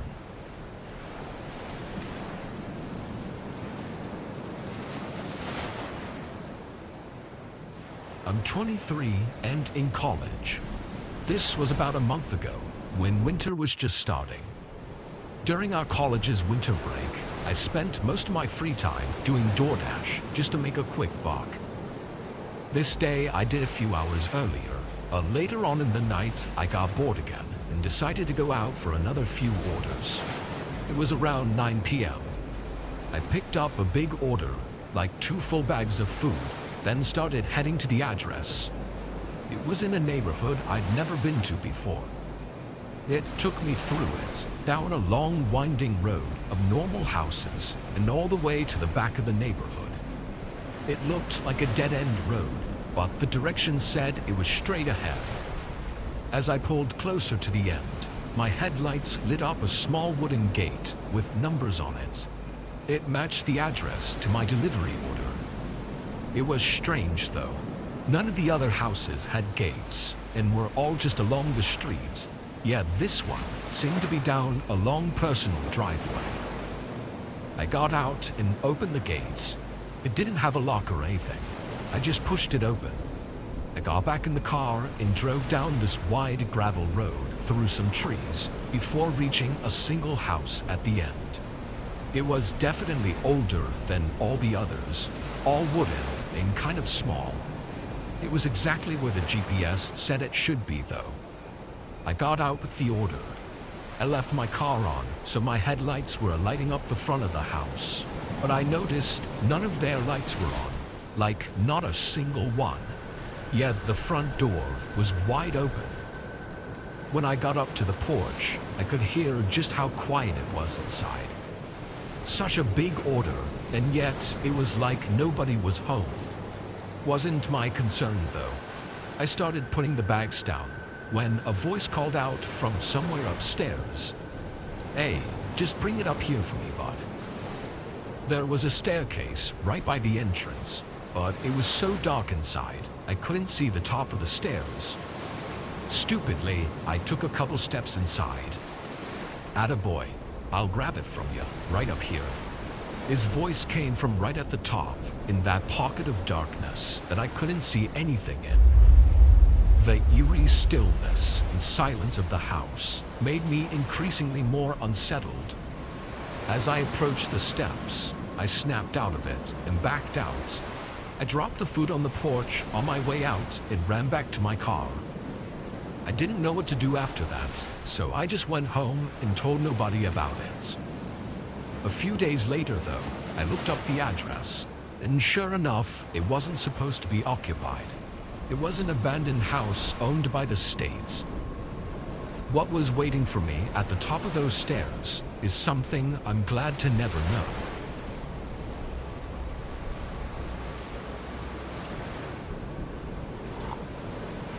Me and my older brother, Cameron, were doing a camping trip on the East Coast. Cameron chose the site and everything, like he usually did, and I just tagged along. He chose well, though. The campsite was really nice, and since we had the hike to get there, it wasn't crowded. There was nobody around, from what we could see. The campsite wasn't very defined, though. It was hard to tell if we were even in the right spot. There were several openings in the trees that looked like they could have been the place we were supposed to be at, but neither of us thought it mattered. We set up on one of the grassy openings, and while we initially thought this place wasn't very active, we started to notice we were wrong. There were leftover things scattered around. Nothing big, like entire tents or anything, but just small things, like a trekking pole or some old shoes. It wasn't normal for these things to be left behind, though, not at campsites like this that were far out. We both thought it was weird, but we went on with our day. We didn't really do much, just hung out and talked. When it got darker out, we lit up a fire and sat around it. A couple hours into the night, I happened to spot something behind Cameron. I pointed it out, not sure what it was. Both of us looked, and after a few moments, were able to tell that it was a small campfire. It was really far out and partially blocked by all the trees, but the tiny orange flame was flickering in the distance. If it had not been for the moonlight being covered by the clouds and the absolute darkness of the woods, there was no way we would have been able to notice it. I guess we weren't alone, though. It was a little odd that they were out in that direction, because it seemed like it was just forest over there. No openings or anything to really set up a campsite. Maybe they wanted to be away from other people or something. We didn't think about it too much. We got some snacks and drinks out and talked ourselves into exhaustion. We put out the fire and went to bed around midnight. I fell asleep pretty comfortably, not having any trouble at all. Though I woke up at some point in the night. It must have only been an hour or two after I'd gone to sleep. I knew exactly why I'd woken up, though. I drank a bit too much right before bed. Needing to relieve myself, I got up and unzipped the tent. I walked out maybe 50 feet from the campsite to make sure I didn't attract any animals, and did my business. But as I was out there, I noticed the flame way out in the forest was still lit up. Maybe it was because I was tired, or just out of it for some reason, but I stood there and stared at it for a minute. I don't even know why, but my eyes began adjusting to the dark as I stood there, and as I looked out into the woods, I suddenly noticed something else. It looked like a figure, somewhere far out between me and the distant flame I was looking at. I felt a shock for a moment, but I told myself it couldn't actually be a person. It had to be a weird-looking bush or something. Like there was no way someone was out in the dark, outside our camp, at this time of night. But I kept looking, trying to make out what I could, when I started to notice more of these figure-looking shadows in the woods. They were so far, and it was so dark, I couldn't tell if my mind was just playing tricks on me.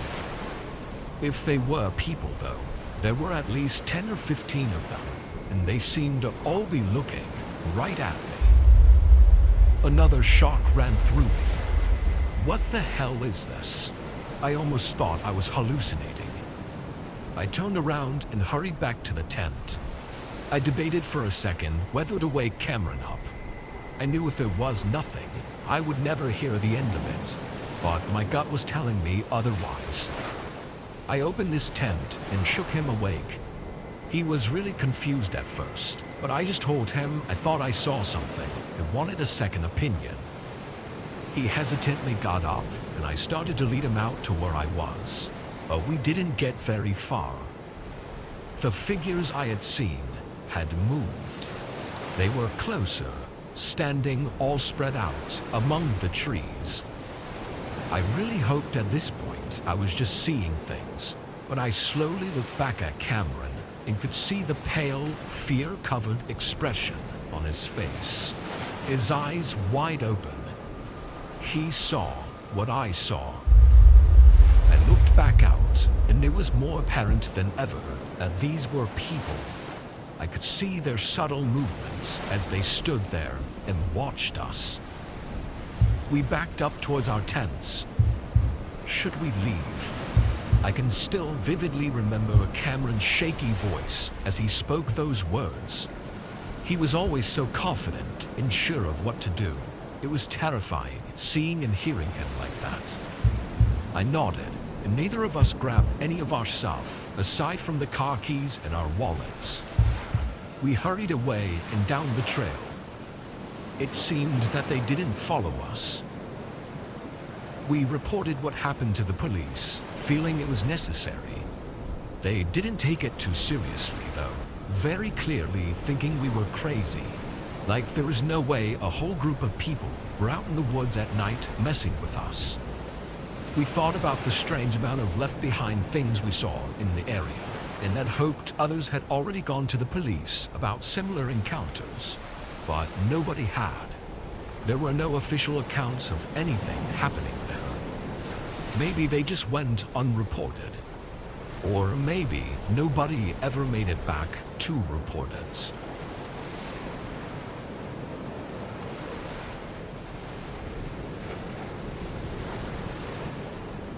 This happened a while ago. I want to say 2014. I live in a pretty woodsy town, like with lots of forest around it, and plenty of small campgrounds within an hour or so. I had a 4-day weekend off from work, and I hadn't gotten out in a while, so I decided to head to one of these campgrounds for a laid-back weekend camping trip. The campground I chose was a small one, where you park in a small dirt area and choose one of the 3 sites they had to set up your tent at. There were already fire pits set up, and even some grills and benches. They looked awful, but I guess some people still use them. All 3 spots were open though, and no other cars were there, so I just chose the one on the far left and put all my things over there. The walk from my truck to the campsite was only about 5 minutes, but the area was very densely covered in trees, so it still felt like I was fully in the woods. Plus, the actual camping ground was about 45 minutes from town as well. It was about an hour in that I realized I had no idea what to do. Like, should I just sit here and relax or read a book? I didn't really know. I thought maybe there was a trail or something I could walk on, so I went back to where the entrance was to see if there was anything. There wasn't, but there was another car next to mine now. It was an old red Toyota, like really old, rusted all around and with dents and scratches all over. And one really strange thing I noticed about it was it didn't have a license plate on either the front or the back. I didn't really know what to think, but I figured they must have been camping at one of the other spots. With no trail though, I went back to my campsite and just sat on a log. After only 10 minutes, I heard footsteps coming up behind me. I looked back. There was a guy walking down the trail.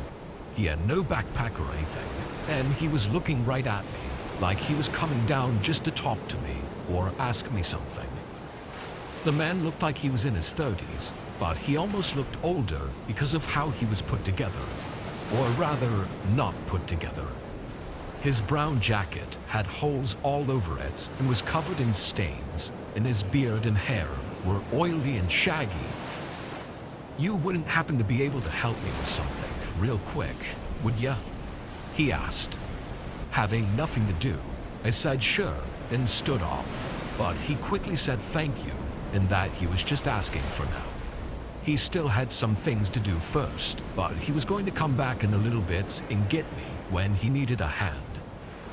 I said okay, and he thanked me again, then walked away. I wasn't too sure why he came by if he didn't need me right now, but I figured he probably just had to unpack his car first and would be back in 10 or 15 minutes. I sat and waited, but a half hour passed, and then another.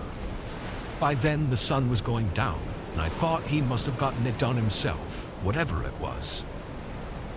2 hours later, I'd completely forgotten about it. I had the fire pit lit up and was making my dinner when I heard footsteps behind me again. I looked back, but this time it was eerily dark. I could hear his footsteps coming down the trail, but he was completely covered in darkness. I couldn't even see his silhouette. I listened to the crunching steps against the gravel slowly make their way into the light of my campfire. It was the same man, just as I thought. I didn't understand why he came back though. It was so late now. "Hey, you ready? Just need a little help still." With what?" He noticed my hesitation. "It'll only take a minute. You aren't busy by the looks of it," he said jokingly with a smile, but it felt odd, like he was being pushy. He also avoided my question. My social awkwardness kind of failed me here though, because I nervously agreed, knowing I really had nothing else to do, and it was obvious. He smiled again and started leading the way. As we got further from my campfire, it got way darker, and I realized how odd it was that he walked here without a flashlight. It also felt strange following him into the dark. "Hey, so what was it you needed my help for?" I asked. He slowed down for a split second, like he was going to say something, but then he continued walking and didn't answer. I felt my heart rate spiking. My body knew something was wrong. Suddenly, the silence of the forest around me felt disturbingly eerie, like a calm before the storm. I began slowing down, trying to put some distance between us without it being too obvious. I only managed to get a few feet away before he turned around and looked at me. He had a creepy fake smile that immediately shifted into a frown when he saw me further away. He stopped walking, and so did I. Before I could say anything, I saw his hand reach down into his jacket, and I immediately turned and sprinted deeper into the woods after just seeing the handle of what I could only assume was a knife. I could hear his footsteps pounding against the ground and his heavy breathing as he chased me through the dark for probably a good 2 minutes. He started slowing down, and eventually it was just the sound of me running through the woods. Luckily, I had my phone and keys on me, so I called 911. When they got to the camping grounds, only my truck was there. The red car was gone, and so was the man. I described everything for them, as both the car and the man had such a distinct look, but that information wasn't enough. I think it's pretty clear what was about to happen that night, but there doesn't seem to be any reason why, aside from the fact that I was camping alone. The way the man waited until night to try it, and how he came by during the day so that I'd be more likely to follow him later, is terrifyingly manipulative. I'm worried others may fall victim to it, or possibly already have.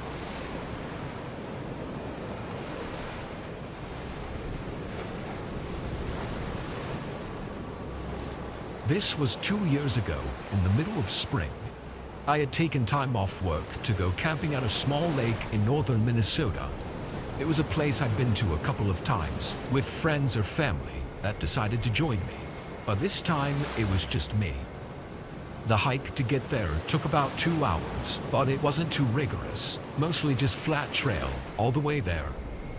I set up my tent and other things a bit into the woods so as to not be right up against the lake. Then I unfolded my chair, popped open a beer, and listened to the calm sounds of the water and the birds chirping. It was already late into the day, so I didn't have much time before the sun started going down.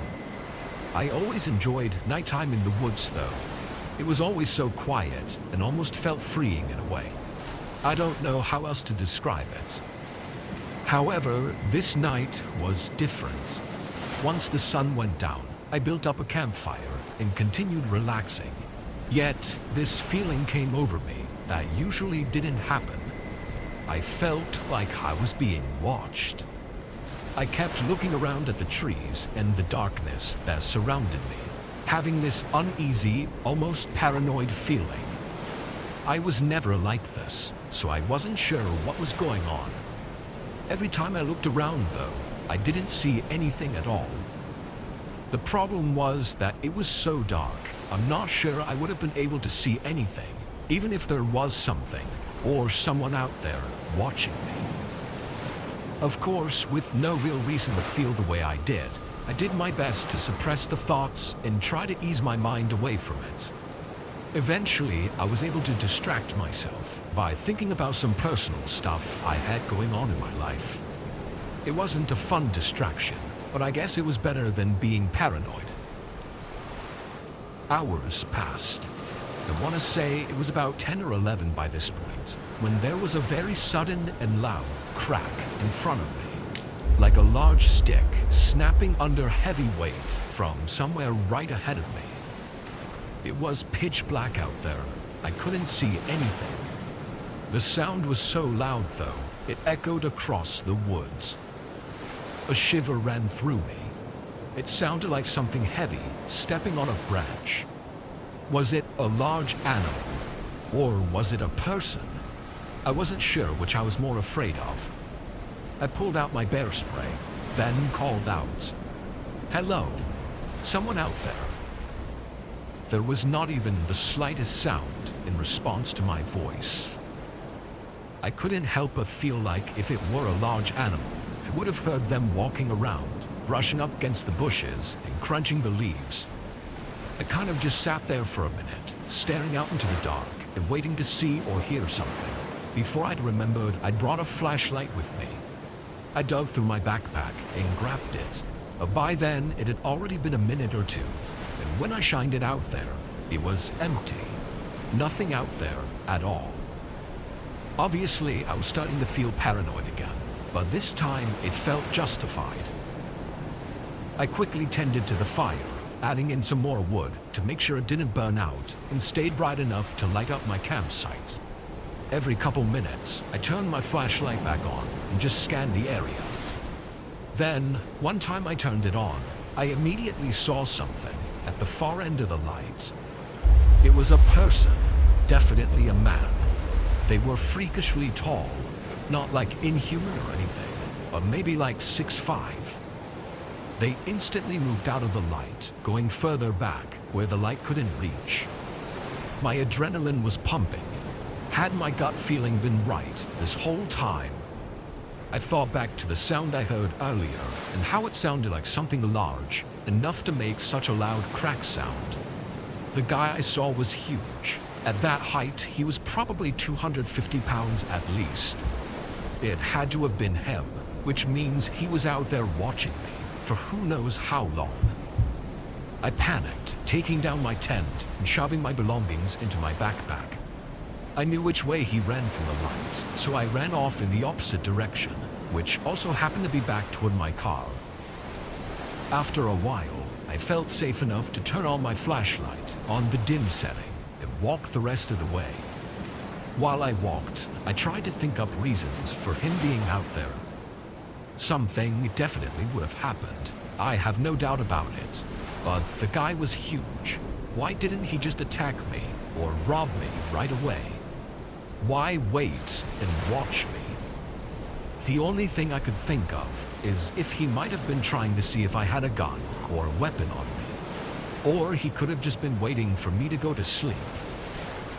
I got back to my car and drove home.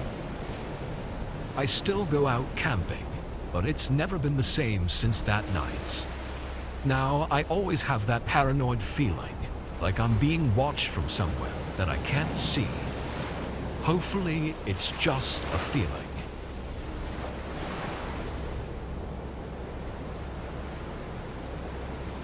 There was a severe blizzard going on this night. I had actually called off from work just so I didn't have to risk driving there. It was a complete whiteout. I couldn't see more than a couple feet away because the flurry of snow was blocking everything. Anyway, I stayed in all day, and something about the weather made me feel like cozying up on the couch at night and falling asleep while watching TV. I'm not even sure when I actually fell asleep. I think it was somewhat early though, like 8 or 9. I woke up very suddenly to someone coughing. It was just one cough, and I couldn't really tell which direction it came from or how far it was, because I was asleep when it happened. Immediately, I noticed how dark it was though, like the whole house was pitch black. I must have been asleep for several hours. But the cough was someone outside my front door this late at night during a blizzard. I got up and looked out. It was still completely white outside. I couldn't see anything. I was really confused though. Had I even really heard something? Or was it one of those weird, real-feeling dreams?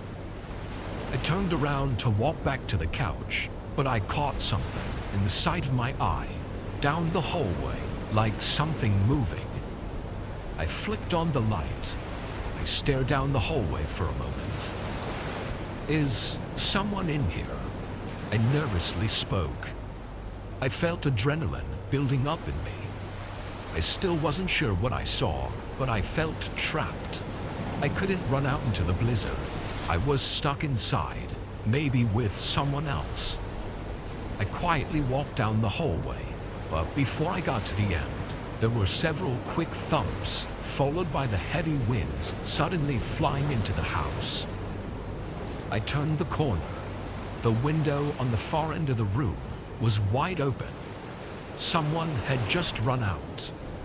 It felt like my body shut down for a second, but I ran up and closed the window, then called the police.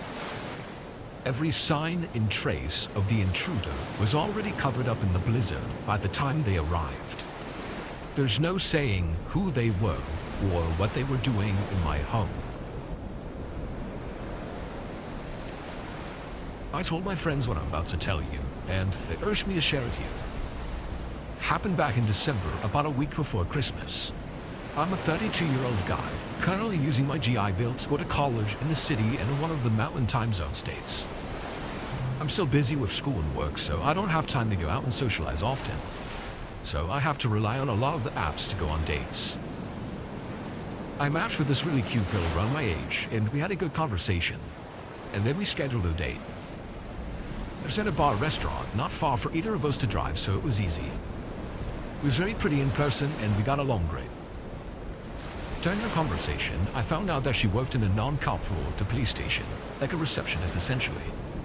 I also learned she had a roommate, who she said was out of town for the holidays. She added that she hated being alone because she had a crazy ex-boyfriend who stalked her. I was a little uneasy at that, and I told her as much. And she said he's harmless, so I kinda let it go. We had a few more drinks, and we were there for about another hour. And at her suggestion, we said that we should go back to her place. We went to her house, and she walked up and just opened the door. She didn't unlock it. It was already open, which I found very odd because she said she had a stalker, that her roommate was gone. She started feeding her cat, and as she was doing that, I saw a bowl of cereal on the kitchen counter. I touched it, and it was still cold, like it hadn't been there for a while. The cereal wasn't soggy either. I asked her whose it was, and she hesitated and said she ate it as a snack before heading to the bar. But it just didn't make sense. Before I could say anything, she just kissed me and put her arms around me seductively, said for me to take her to her room. We started fooling around, and I went to close the curtains, and she told me to leave them open. A few minutes later, maybe 5, we were in bed, and my back was to the window, and she let out a huge gasp. A scared gasp. Her eyes were out the window. I turned around and saw someone in a hoodie, and they took off. Heard the steps running on her back deck. I immediately jumped up and ran out to make sure her doors were locked, and of course, the front door wasn't. I ran to it and locked it, and right when I did, the door started banging. I went to open it because I was gonna fuck the dude up, or at least try to. She told me to just go back to bed with her. I screamed at her and asked if she was insane. She told me he does this and goes away. And I asked her, "You know this is your ex?" She said yeah, and to not worry about it. At this point, he started banging on the side of the house on other ends, and she didn't seem at all scared. Kept trying to get me to go back to her bed. I didn't want to call the cops because for all I know, this dude was a cop, or she'd know the cops that showed up would take her side. I also couldn't just leave because my car was at the bar and I was terrified. At this point, I started calling her out for the door not being locked, the cereal, and I openly called her a liar. She couldn't come up with any logical answers, and I had no idea what I was into.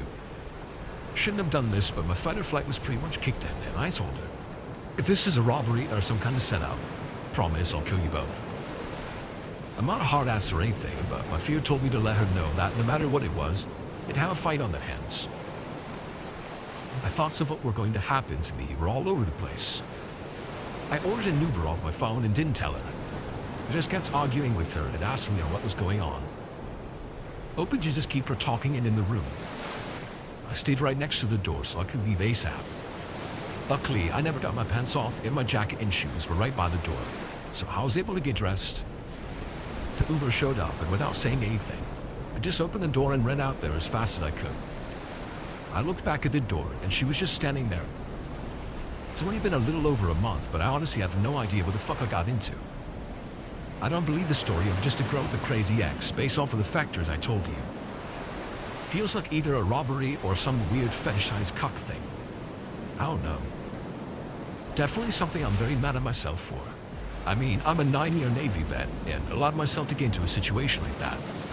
I reported her account on the Uber ride back to the bar. I told the bartender as well about what happened just in case they saw her in there ever again.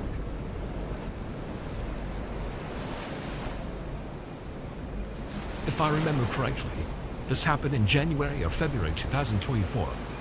I was visiting family in southern France and I didn't want to stay at their place, even if they offered, for personal reasons that I won't share here. Now that I visit them quite often and usually last minute, so I would never book the same place. And I would sometimes book a hotel room, which was more expensive but better for me, as I don't necessarily want to socialize with the hosts. Even when I would book Airbnbs, I would always search for flats or studio flats, and not a room in the flat/house where other people live. So I want to be on my own, so this is an important criterion for me. So I booked this Airbnb within walking distance to where my family members stay. It looks very nice on paper. I think it was marketed as a house or ground floor flat, with access to a yard and a garden. It was probably one of those cheaper options. I don't remember for sure, but I wasn't going there for leisure or planning to have a very nice place for myself, to have enjoyable holidays, if that makes sense. So I really wanted something for convenience and wouldn't pay extra for any kind of luxury. There were not a lot of reviews, but the few ones were pretty positive. So I go to that place with my suitcase, waiting in front of the house. I contact the landlord who should give me the keys, but he's late. I spent at least 1 hour waiting outside, and I'm trying to be patient, realizing at least the neighborhood is pretty nice and seems safe. Even if I need to walk through areas that are slightly dodgy to get there, from where my relatives stay. The landlord finally arrives. He seems like a fairly good man and apologizes profusely, saying he was in another town visiting his cousin or friends and time flew by. First red flag. He says they were drinking and didn't have time to sober up, so he had to speed on the highway on his motorbike, while being tipsy or drunk. He stops and asks me half-jokingly not to say that in my review. I get a bit serious and tell him he shouldn't be drinking and driving, but he says he really didn't want to make me wait further. I tell him I won't flag that in my review. Spoiler alert, I will, but I didn't want to start off on the wrong foot. This guy is nice otherwise and seems trustworthy, very chatty and open to socializing, and frankly, I was just happy I could finally get in and drop my stuff. The second red flag is when he tells me I'll be living in a small flat adjacent to the bigger house he lives in. But I shouldn't worry because I would have my own place, own bathroom, own kitchen, etc. I didn't like that too much, but I actually think it might be good because I'm not super comfortable being on my own, and I'm ground for accommodation. Knowing anyone can get into the yard and access the front door. I guess you could say I'm paranoid. So knowing that someone I quote-unquote know is close by in case something happens gives me a sense of safety. But I was wrong.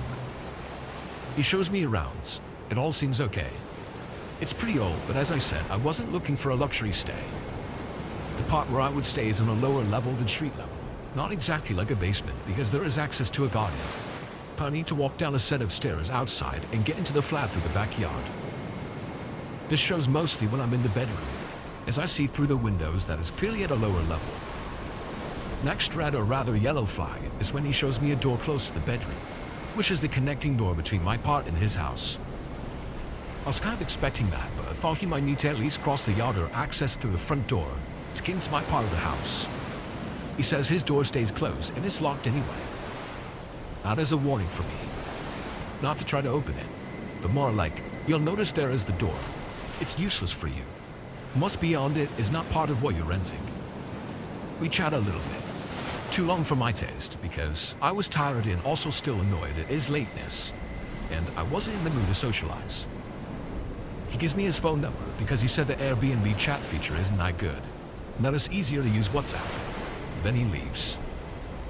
I start to settle down, open my suitcase, and get changed before leaving to visit the family. I then go back to the place in the evening and decide to have a shower. If I remember correctly, what I'm saying next happened before I took a shower, because I remember locking the bathroom door, which I never do when I know I'm on my own, and I recall being quite anxious when taking the shower. So the biggest red flag before the last drop. I'm sitting on the bed, I hear a knock, and someone saying my name. 2 seconds later, before I get the chance to answer, or even understand where the noise comes from, I hear keys turning in a lock and a door opening. As you might have guessed, it's the connecting door next to the bedroom. The guy enters and says he can't find his phone, and that he might have left it downstairs.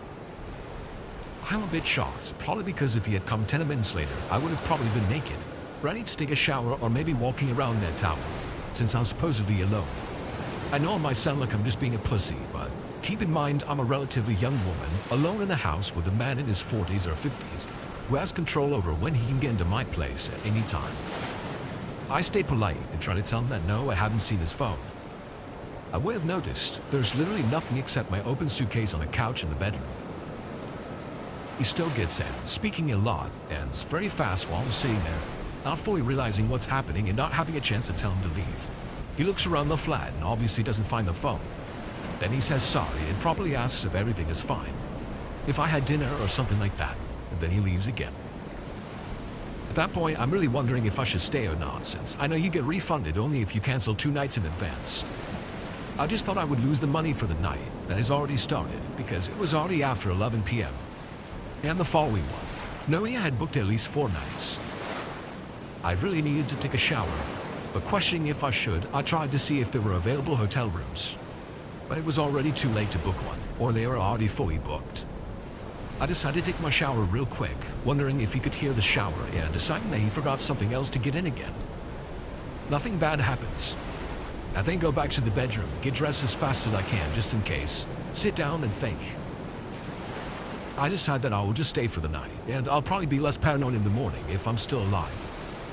That's when I notice the chairs in the bedroom. There are 2, and one of them has ropes tied around the armrests.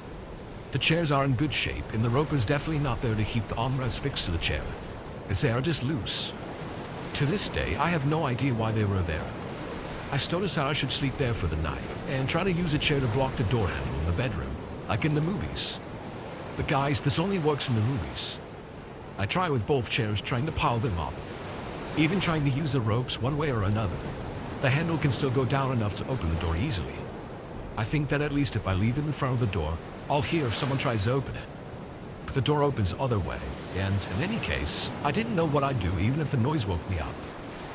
Again, I'm clearly paranoid and anxious, but living alone abroad, my motto is to never ever take risks for my own safety, as I'm usually the only one who can save myself. So it's better to avoid any tricky situation. Doesn't mean I never go out, but I wouldn't get drunk around people I don't trust, and I would take a cab if I feel unsafe going home on my own after midnight. I now live in a city that's rather safe, but has had too many bad encounters. Unfortunately, nothing unusual for most women, not to be careful. So from an external point of view, this is a story about someone booking an Airbnb with good reviews, with a nice and friendly landlord who is just overly open because he likes to meet people, and the ropes reduce the detail. But for my anxious and paranoid self, it's the premise for a horror story or thriller, where you shout out the stupid and trusting victim to get away ASAP before the guy comes back. So I decided to call my brother, who came to pick me up around midnight, for me to spend the rest of my stay at his place. I work in food service, front of house, so in the early days of the pandemic, with the restaurants being closed, I was taking work wherever I could find it. An old friend clued me into a medical office that needs someone to come in and do a bit of light filing. I was able to go in at night to limit direct contact with people. So I jumped at the opportunity right away. Ironically, the medical office job had been the safest that I'd been offered thus far, COVID-wise. I wanted to avoid the bus if I could, due to crowds, so I decided to swing for a rideshare app. I headed in at almost 3 a.m. because it was after the cleaning crew had left. I was kicking myself for being so cautious though, because I was exhausted. I stumbled onto the block looking for my ride, and to my tired self's great relief, the car spotted me almost immediately and pulled up asking, "Uber?" While I cluelessly wandered up and down the street searching. The ride was taking a while, but I'd only just moved here last year, so I'm not familiar with all the surrounding areas and I thought nothing of it. I was pretty alert at first, so I was trying to pass the time by playing games on my phone and stuff. But the car didn't have a compatible phone charger, and I wasn't sure the building would have one, so I wanted to save my battery to be able to call a ride back. I shut my phone down into airplane mode and eventually drifted off from a combination of tiredness and boredom. I don't often take ride shares, as being alone with a strange driver often put me a bit on edge, but this guy had a pretty boring car and a very standard look about him. He looked a little like my brother even. Young, clean-kept, listening to jazz. Nothing there screamed, you know. You need to micromanage this trip. And we arrived. The driver tried to wake me up by calling to me from the front, but I was in too deep of a sleep and I couldn't fully distinguish it from my dream. Finally, he awkwardly jimmied my legs to wake me up and kept saying, Ma'am, we're here now." I was embarrassed that I'd been that out of it, so I just gave a hurried thanks. I booked it out of the car and into the building. As I looked around, I began to realize nothing was what I'd expected of an office park. I'd seen a street view of the building when I first looked up the business, and it had appeared to be a strip mall plaza. The further I went, the more loudly alarm bells were ringing in my gut. The structure was semi-dilapidated, and it was pitch black dark past entryway. I expected some lights to be off in the nighttime, but not the whole building. I skidded across the concrete foundation, compromising what was left of the lobby area. I told myself they must be renovating, and I followed signs for the stairs. After what felt like ages, but was probably just a few minutes, all I had passed was construction equipment, a couple of locked doors, and some smashed windows. I was certain I was not going to find a medical office, and figured maybe I'd mix up the address. I took on my phone to double check, and once I got it out of airplane mode, I could barely get a signal. I kept moving around in the building, pacing, looking for a stronger signal. I eventually confirmed in my text that I had written down the correct address just by scrolling back, which didn't require service. Since I'd only been inside for a few minutes at most, I figured I should try and get in touch with the driver, because if I enter the correct address, then it was only fair he should continue my ride to the correct place and save me the added fees, calling a second trip, considering this was all his mix-up. The app was taking forever to load my slow service, but before I could get to a cloud of reception, I heard a rustling sound on the lower level of the building. I was on the top floor, and the only stairwell I was aware of was the one I had taken up, so it would force me into the middle of the building. There was no way to exit the situation without encountering whoever was downstairs. In an abandoned building in the latest hours of the night, I figured the chances were high that it was just a tweaker, and I had no desire to try slipping past a tweaker, especially when it was late enough they were probably on something. I tried to get a text out to a group of friends with my address and a request to call 911 to help me get from the property. Because I didn't feel safe walking in that neighborhood at night, and I didn't have enough reception to call a new ride. The message wasn't sending. Reception was too weak. So I gave up on getting my phone going, and I started checking for another stairwell, or even a window with balconies, or dumpsters that could be used to exit the second floor as a last resort. In the event whoever was downstairs came upstairs. I scrambled over to a door with a stair sign on it, but the stairs were completely dilapidated, and there was essentially just a straight drop down to the first floor. At that point, the worst case scenario began to unfold. I heard whoever was downstairs begin making their way up the stairs. I thought fast and figured based on my walkabout that the floor was basically a giant loop, so I'd have to wait for whoever this was come up the stairs, wait for them to come all the way up, and then sprint the opposite direction of where they were going, and try to get down the stairs, in and out of the building in time to make it to the road without encountering them. I was not anticipating being chased or anything, but I didn't want to piss off a druggie or have a homeless person who might be living there feel as though I trespass and become hostile towards me, or even have any sort of interaction that could possibly occur at that hour in an abandoned industrial park. I held my breath for what felt like 5 minutes, but was likely closer to just 30 seconds, and the person appeared at the top of the stairs. To my great relief, it was just the Uber driver. I figured he had come back for me, realizing he had left me in the wrong spot, a place that could have worked out to be dangerous. So I came out from the beam I was hidden behind, and I started to wave him down. Then I processed.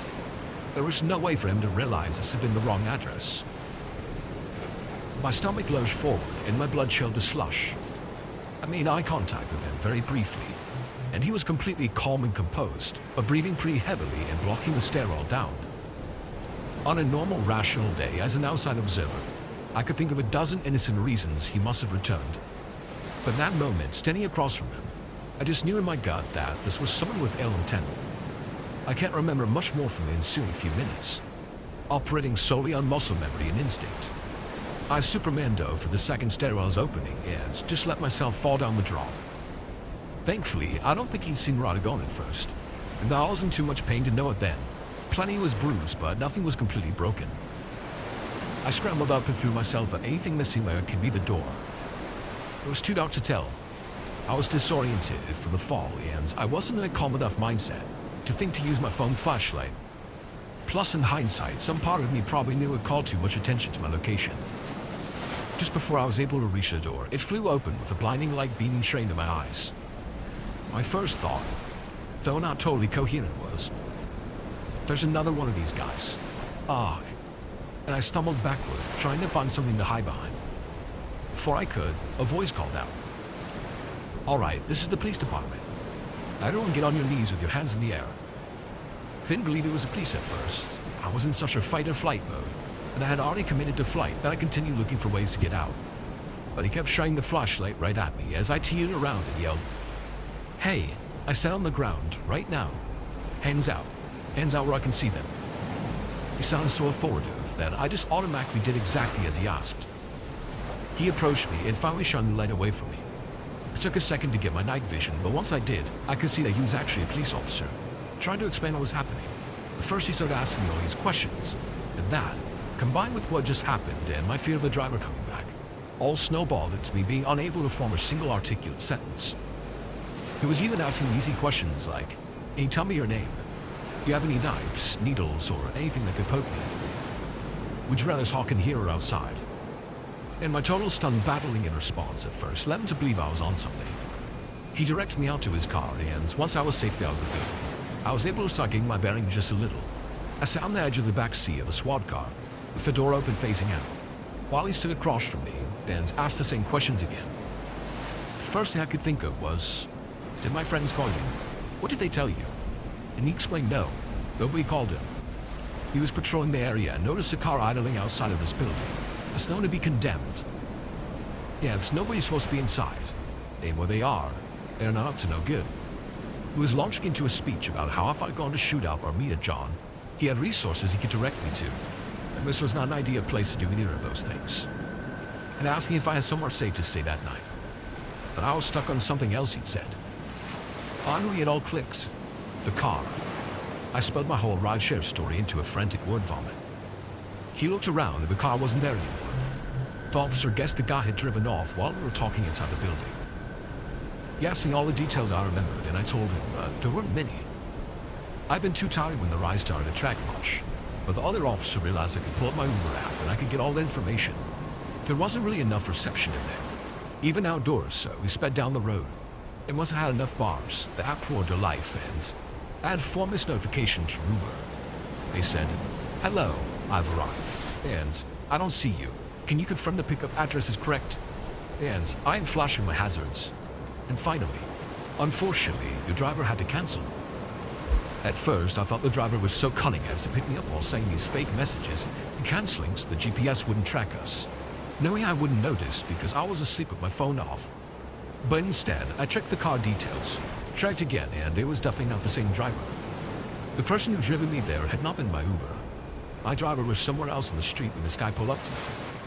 The policeman took my statement, so they would keep an eye out for the guy, but the best I could give them to go off was basically young-looking Caucasian man with brown hair, sideburns, goatee, and four-door sedan, wearing a zip-up sweatshirt. Maybe he had a hood, which is like one out of every 4 guys in the city. I feel so blessed to have survived this near miss. Suffice to say, I do not take rideshare services anymore. Quadruple check your license plate and driver's name. You just never know.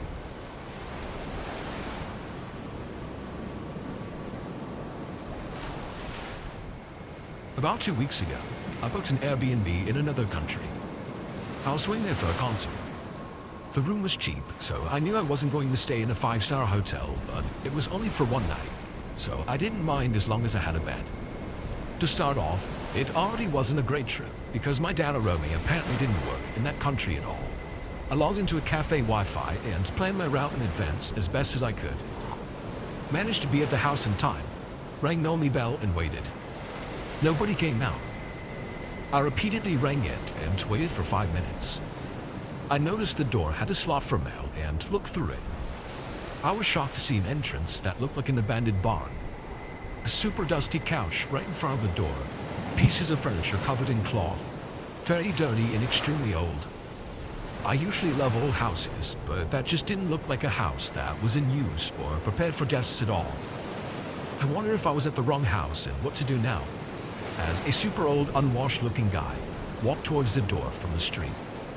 I asked him if he knew where the Airbnb was. He mumbled something, which I interpreted as positive. So I asked him if he was Tim, my host. He said yes, and opened the door for me. Well, I already described the entrance. The centerpiece was definitely the super old, creaky staircase that led to the upper part of the house. I followed him upstairs. He was heaving and coughing and stinking of cigarettes, which wasn't exactly pleasant, but alright. The second floor was also abandoned looking, super dark with clustered furniture, hung with cloth and randomly thrown together, and a super creepy curtain that I couldn't catch a glimpse behind. Another stair up and we're in my hallway, which was honestly the worst one. Cracks in the walls, old rural paintings, and crosses hung up next to them. It seriously looked like the set of a horror movie. I usually don't have a problem with decor like that. I'm kind of goth, so anything darkly inclined is my jam. But everything looks so badly taken care of, and I got major creepo vibes from this house. Showed me the bathroom, which had a huge hole missing in the bathtub tiling and the wall. Everything looked super dirty.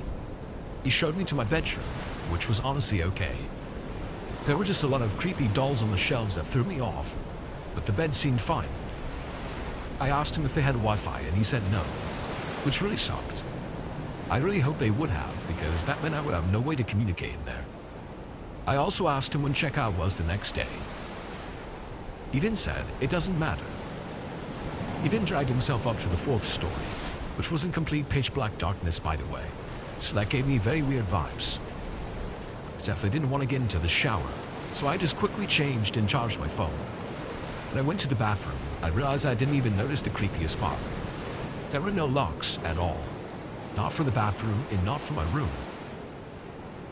I also noticed that there were so many half-used items that someone who looked like the guest before me had left there. Like shower gels, toothbrushes, and toothpaste. A random lash curler just lay abandoned on the shelf. Not like a here you go, for your use in case you forgot yours way, but it just looked like someone left it and nobody bothered to clean it. I already made my mind up that I would definitely not stay the night in this house. My mind was just spinning scenarios. What if all these products were left by the people before me? Why did nobody leave horrendous reviews? I was super spooked.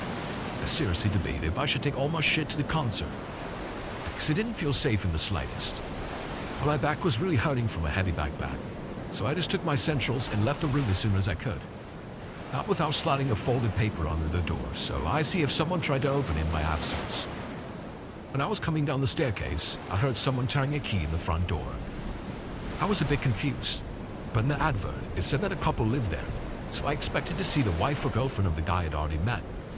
Instead, a middle-aged man answers and says, "Hey, I'm Tim."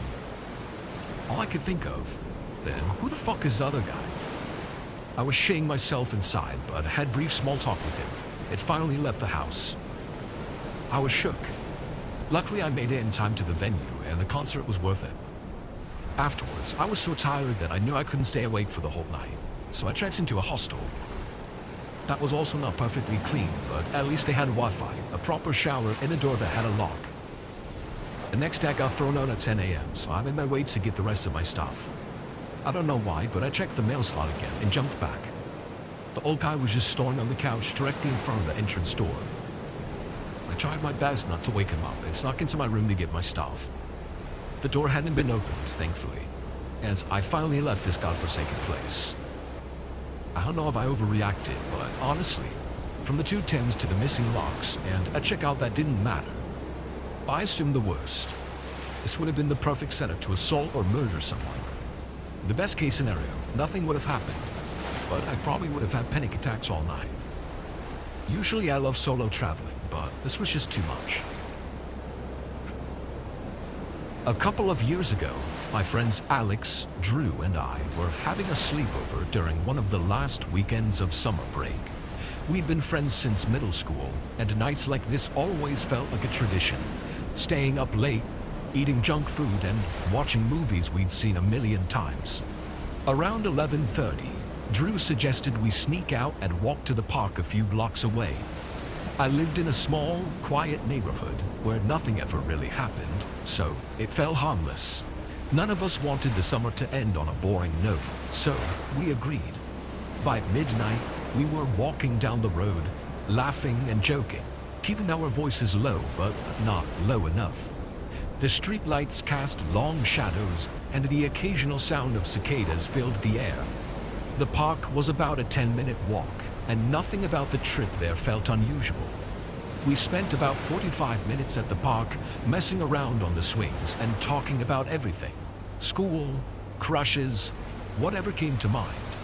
It was just a typical summer night. When we decided to head back home, it was close to 1 a.m. The walk back started off normal. The streets were completely empty, and the only sounds were our footsteps and the occasional rustling of leaves. As we turned onto a long, narrow road lined with trees, we noticed headlights up ahead. A car was parked at the far end of the street, idling near a stop sign.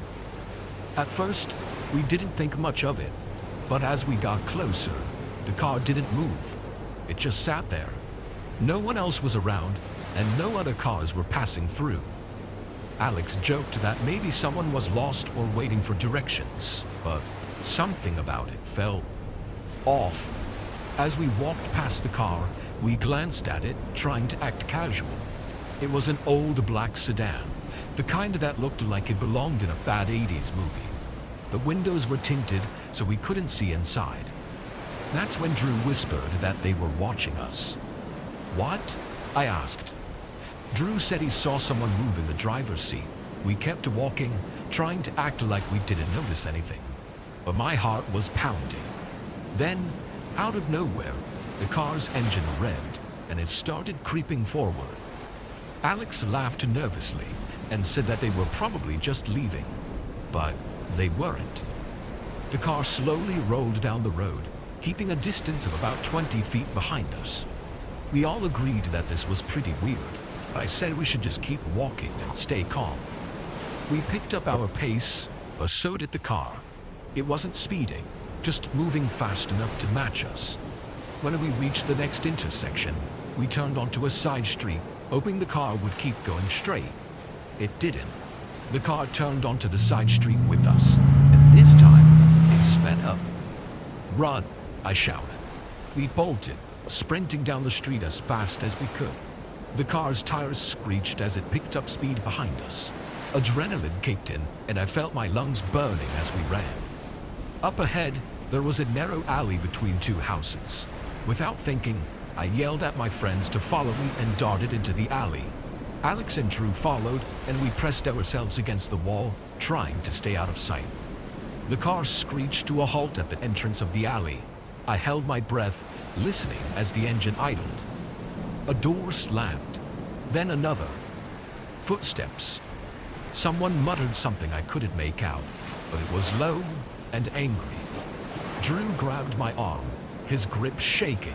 I could hear Alex trying to stifle his breathing. The footsteps got louder as the men approached the alley. One of them shined a flashlight, sweeping it back and forth across the walls. "Come on out," one of them called. His voice was rough, like he was used to giving orders. "We just want to talk." None of us moved. The flashlight beam passed over us but didn't stop. The man grunted, and I heard him mutter, "They couldn't have gone far." "Let's check the other side," the second man said. Their footsteps retreated, and I felt a wave of relief. But I didn't dare move yet. We stayed pressed against the wall, waiting, listening. After a few minutes, the car's engine revved again, and I peeked around the corner. The sedan was backing out of the alley, its headlights sweeping across the street. It turned around and sped off in the opposite direction. We waited another few minutes, just to be sure, before sneaking out of the alley. None of us said a word as we made our way back to Drew's house, sticking to the shadows and glancing over our shoulders every few seconds. When we finally got back, we locked the door behind us and collapsed onto the couch. The rest of the night was quiet, but none of us could sleep. The next morning, we saw a post on a local community page. Someone had reported a black sedan driving suspiciously around the neighborhood late at night. The police were looking into it, but nothing ever came of it. I still think about that night sometimes, about how close those men came to finding us, about what might have happened if they had. We were just 3 kids looking for some harmless fun, but we got a reminder that not everything out there is harmless. And I don't think I'll ever forget it. My friends and I like to explore abandoned houses. It's always after school during the day, as the houses often have people squatting in them that come home at night after panhandling all day. Eventually, though, we got bored of houses and wanted to go bigger. Around that time, I was also the first in our group to get a car, so our area of exploration had just increased exponentially. We'd always talk about this one spot at the edge of town, the old abandoned hospital. A long time ago, when the town was first built, that hospital was the center for all major medical needs. Since then, however, it became ancient and was replaced by modern emergency rooms and mental hospitals, so it was condemned. It sat in a part of town nobody wanted to develop anymore, though, so it was never demolished. This being our biggest target yet, we were more worried about getting caught, so we decided to go there in the middle of the night. We all snuck out after our parents went to sleep, then I went out to my car and drove around to pick up all my friends. Once we were all together, I took us to where the hospital was rotting at the edge of civilization. It was easy to get in. We just walked right through the front door. The whole place smelled like mildew and moisture. There was water damage and mold everywhere. And of course, in a lot of areas, the building was falling apart. The false ceilings were coming down, and the windows were broken, and the walls were full of holes. Nothing we weren't used to, but the fact that it was a hospital and the only lighting we had was the flashlights we brought with us made it even more eerie. Pretty much everything had been removed, so it was just barren hallway after hallway, leading to empty room after room. Only the signs on the walls told us where we were.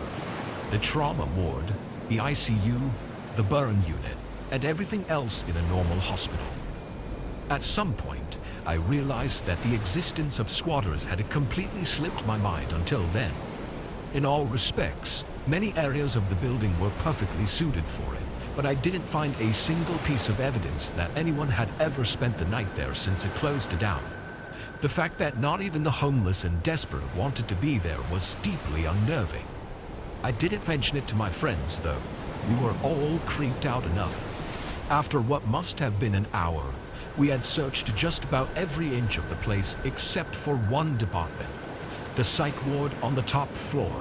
It was sectioned off from the rest of the hospital by a set of huge double doors. We all knew this was the cherry on top of the entire building, but we hesitated to enter it. As the oldest and the one who had taken us all there, I was the go-to guy to lead the charge. The second I pushed open the door, I was smacked in the face by a stench I had never smelled before. It was like every foul odor mixed together and turned up to 11. It hit everyone else too, and we all nearly lost our dinners. The smell wasn't the only thing in there, though. At the end of the hallway, there was a light. Not a bright light, but the only one in the entire building. A dim, yellow glow was coming out of the very last room on the right, and it was flickering slightly, like a fire. I wanted to leave, but my friends forced me to keep going with them. I couldn't abandon them and get away with it, so I had to get the whole thing over with. We pressed forward, slowly and silently, creeping down the hallway. The closer we got, the more overwhelming the stench became. We ignored all the rooms on either side of us and headed straight for the source. Eventually, I could hear the fire crackling. I crept up to the doorway and hesitated again before looking in. My friends whispered at me to look, so I worked up the courage to peek around the corner. And then I saw something I'll never get out of my head. It was an old padded cell, littered with bones of all different sizes. The padding was soaked with blood, urine, and feces, dissolved together and rotten into the most toxic, disgusting filth imaginable. At the center of the room, in a rusty metal drum, was the fire lighting it all up, venting out a hole in the ceiling that had seemingly been clawed out by hand. The sight made me physically recoil and jolt back around the corner. My friends frantically asked me what was in there, but when I turned back, I saw someone behind them, standing just a few feet away. It was as close to an animal or some creature from hell as it was human, with snaggled, decaying teeth protruding from its mouth and scratch marks bleeding all over its body. It was completely hairless, and it looked like its ears had been ripped off. Even the tip of its nose was missing. The second I saw this thing, I screamed at my friends to run. We bolted away and went down the stairwell as fast as we could. After getting dumped out of the emergency exit, we ran all the way to my car, where I wasted no time speeding off. My friends were hysterical and kept asking me what I saw, but every time I tried to explain it, they didn't believe me. All I could do was drop them off and warn them to never go back if they valued their lives. This happened months ago, and since then, I can't stop thinking about it. I don't know what to do. I can't reveal this to the police without admitting that I snuck out and trespassed. Well, something horrible is happening in that building. It's no mystery to me why there weren't any other squatters. There's a freak living there, stalking the halls, living in its own filth and eating anything that moves, probably even parts of itself. It ate those animals right down to the bone. I can only hope none of those bones were human. When I was growing up, me and my brother Carter spent a week at our grandparents' farm every summer. It was one of those farms in the middle of nowhere, with endless fields of corn and a rickety old barn filled with hay. I was 11 and Carter was 13, which meant he was always trying to act tough. Our grandparents were old school and believed strongly in hard work and an early bedtime. The first few days were kind of fun. We explored the farm and jumped around in the piles of hay in the barn. But boredom hit hard by midweek. That's when Carter got the idea to sneak out at night and walk to the gas station a couple of miles down the road to grab snacks. It was a dumb idea, and I knew it. Grandpa had told us not to wander off the property after dark, but Carter had that nothing bad ever happens attitude that always got us into trouble. And, like an idiot, I went along with it. We waited until the house was quiet, and we were sure our grandparents were asleep. Carter grabbed a flashlight, and we slipped out the back door, careful not to let it bang shut. The cool night air hit me, and for a moment, I thought about turning back. But Carter was already heading down the dirt path, so I followed. The moon was bright enough to fill up the fields on either side of the path.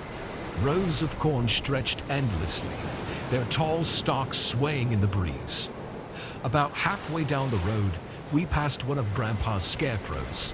It stood in the middle of the cornfield, backlit by the moon, its burlap sack head and straw-stuffed body casting a shadow over the path.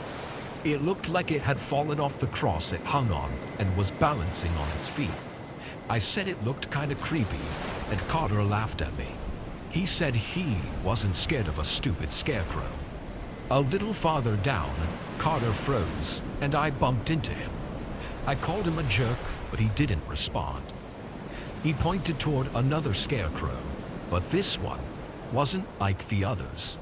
It was shorter, more squat, and there was someone standing next to it.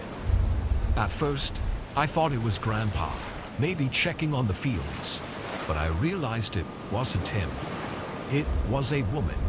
She was old, with gray, greasy hair that clung to her face. She wore a tattered dress that looked like it hadn't been washed in decades. Her back was to us, and she was muttering something under her breath. Her hands were on the scarecrow, stroking its burlap head like it was alive. My legs went weak.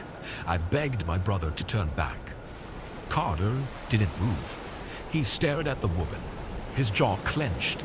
He told me to stop being such a scaredy cat and that he was going to get snacks no matter what. He took one step forward, and the woman suddenly stopped muttering. Her head tilted slightly, like she'd heard us. I held my breath, hoping she'd stay focused on the scarecrow. But then, her head snaps towards us. Her face was pale and wrinkled, her eyes sunken and dark. Her mouth twisted into a wide smile, showing gums where her teeth should have been. She let out a cackling laugh that made my stomach drop. Then, she started running at us. Carter let out a high-pitched scream and spun around. We bolted down the path, the flashlight bouncing wildly in Carter's hand. I could hear her footsteps behind us, the sound of bare feet slapping against dirt. I didn't dare look back. My chest burned and my legs felt like jelly, but fear kept me moving. We reached the house, and Carter fumbled with the back door. His hands were shaking so badly he could barely grip the handle. I kept glancing over my shoulder, expecting to see her right behind us. But when I finally looked, she wasn't there. The fields were empty. Carter yanked the door open, and we stumbled inside, slamming it shut behind us.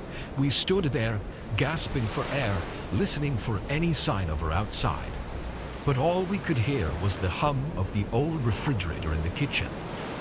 Our grandpa came down in his robe. He was pissed at us for sneaking out, so we didn't tell him about the woman. After a thorough talking to, he sent us to bed.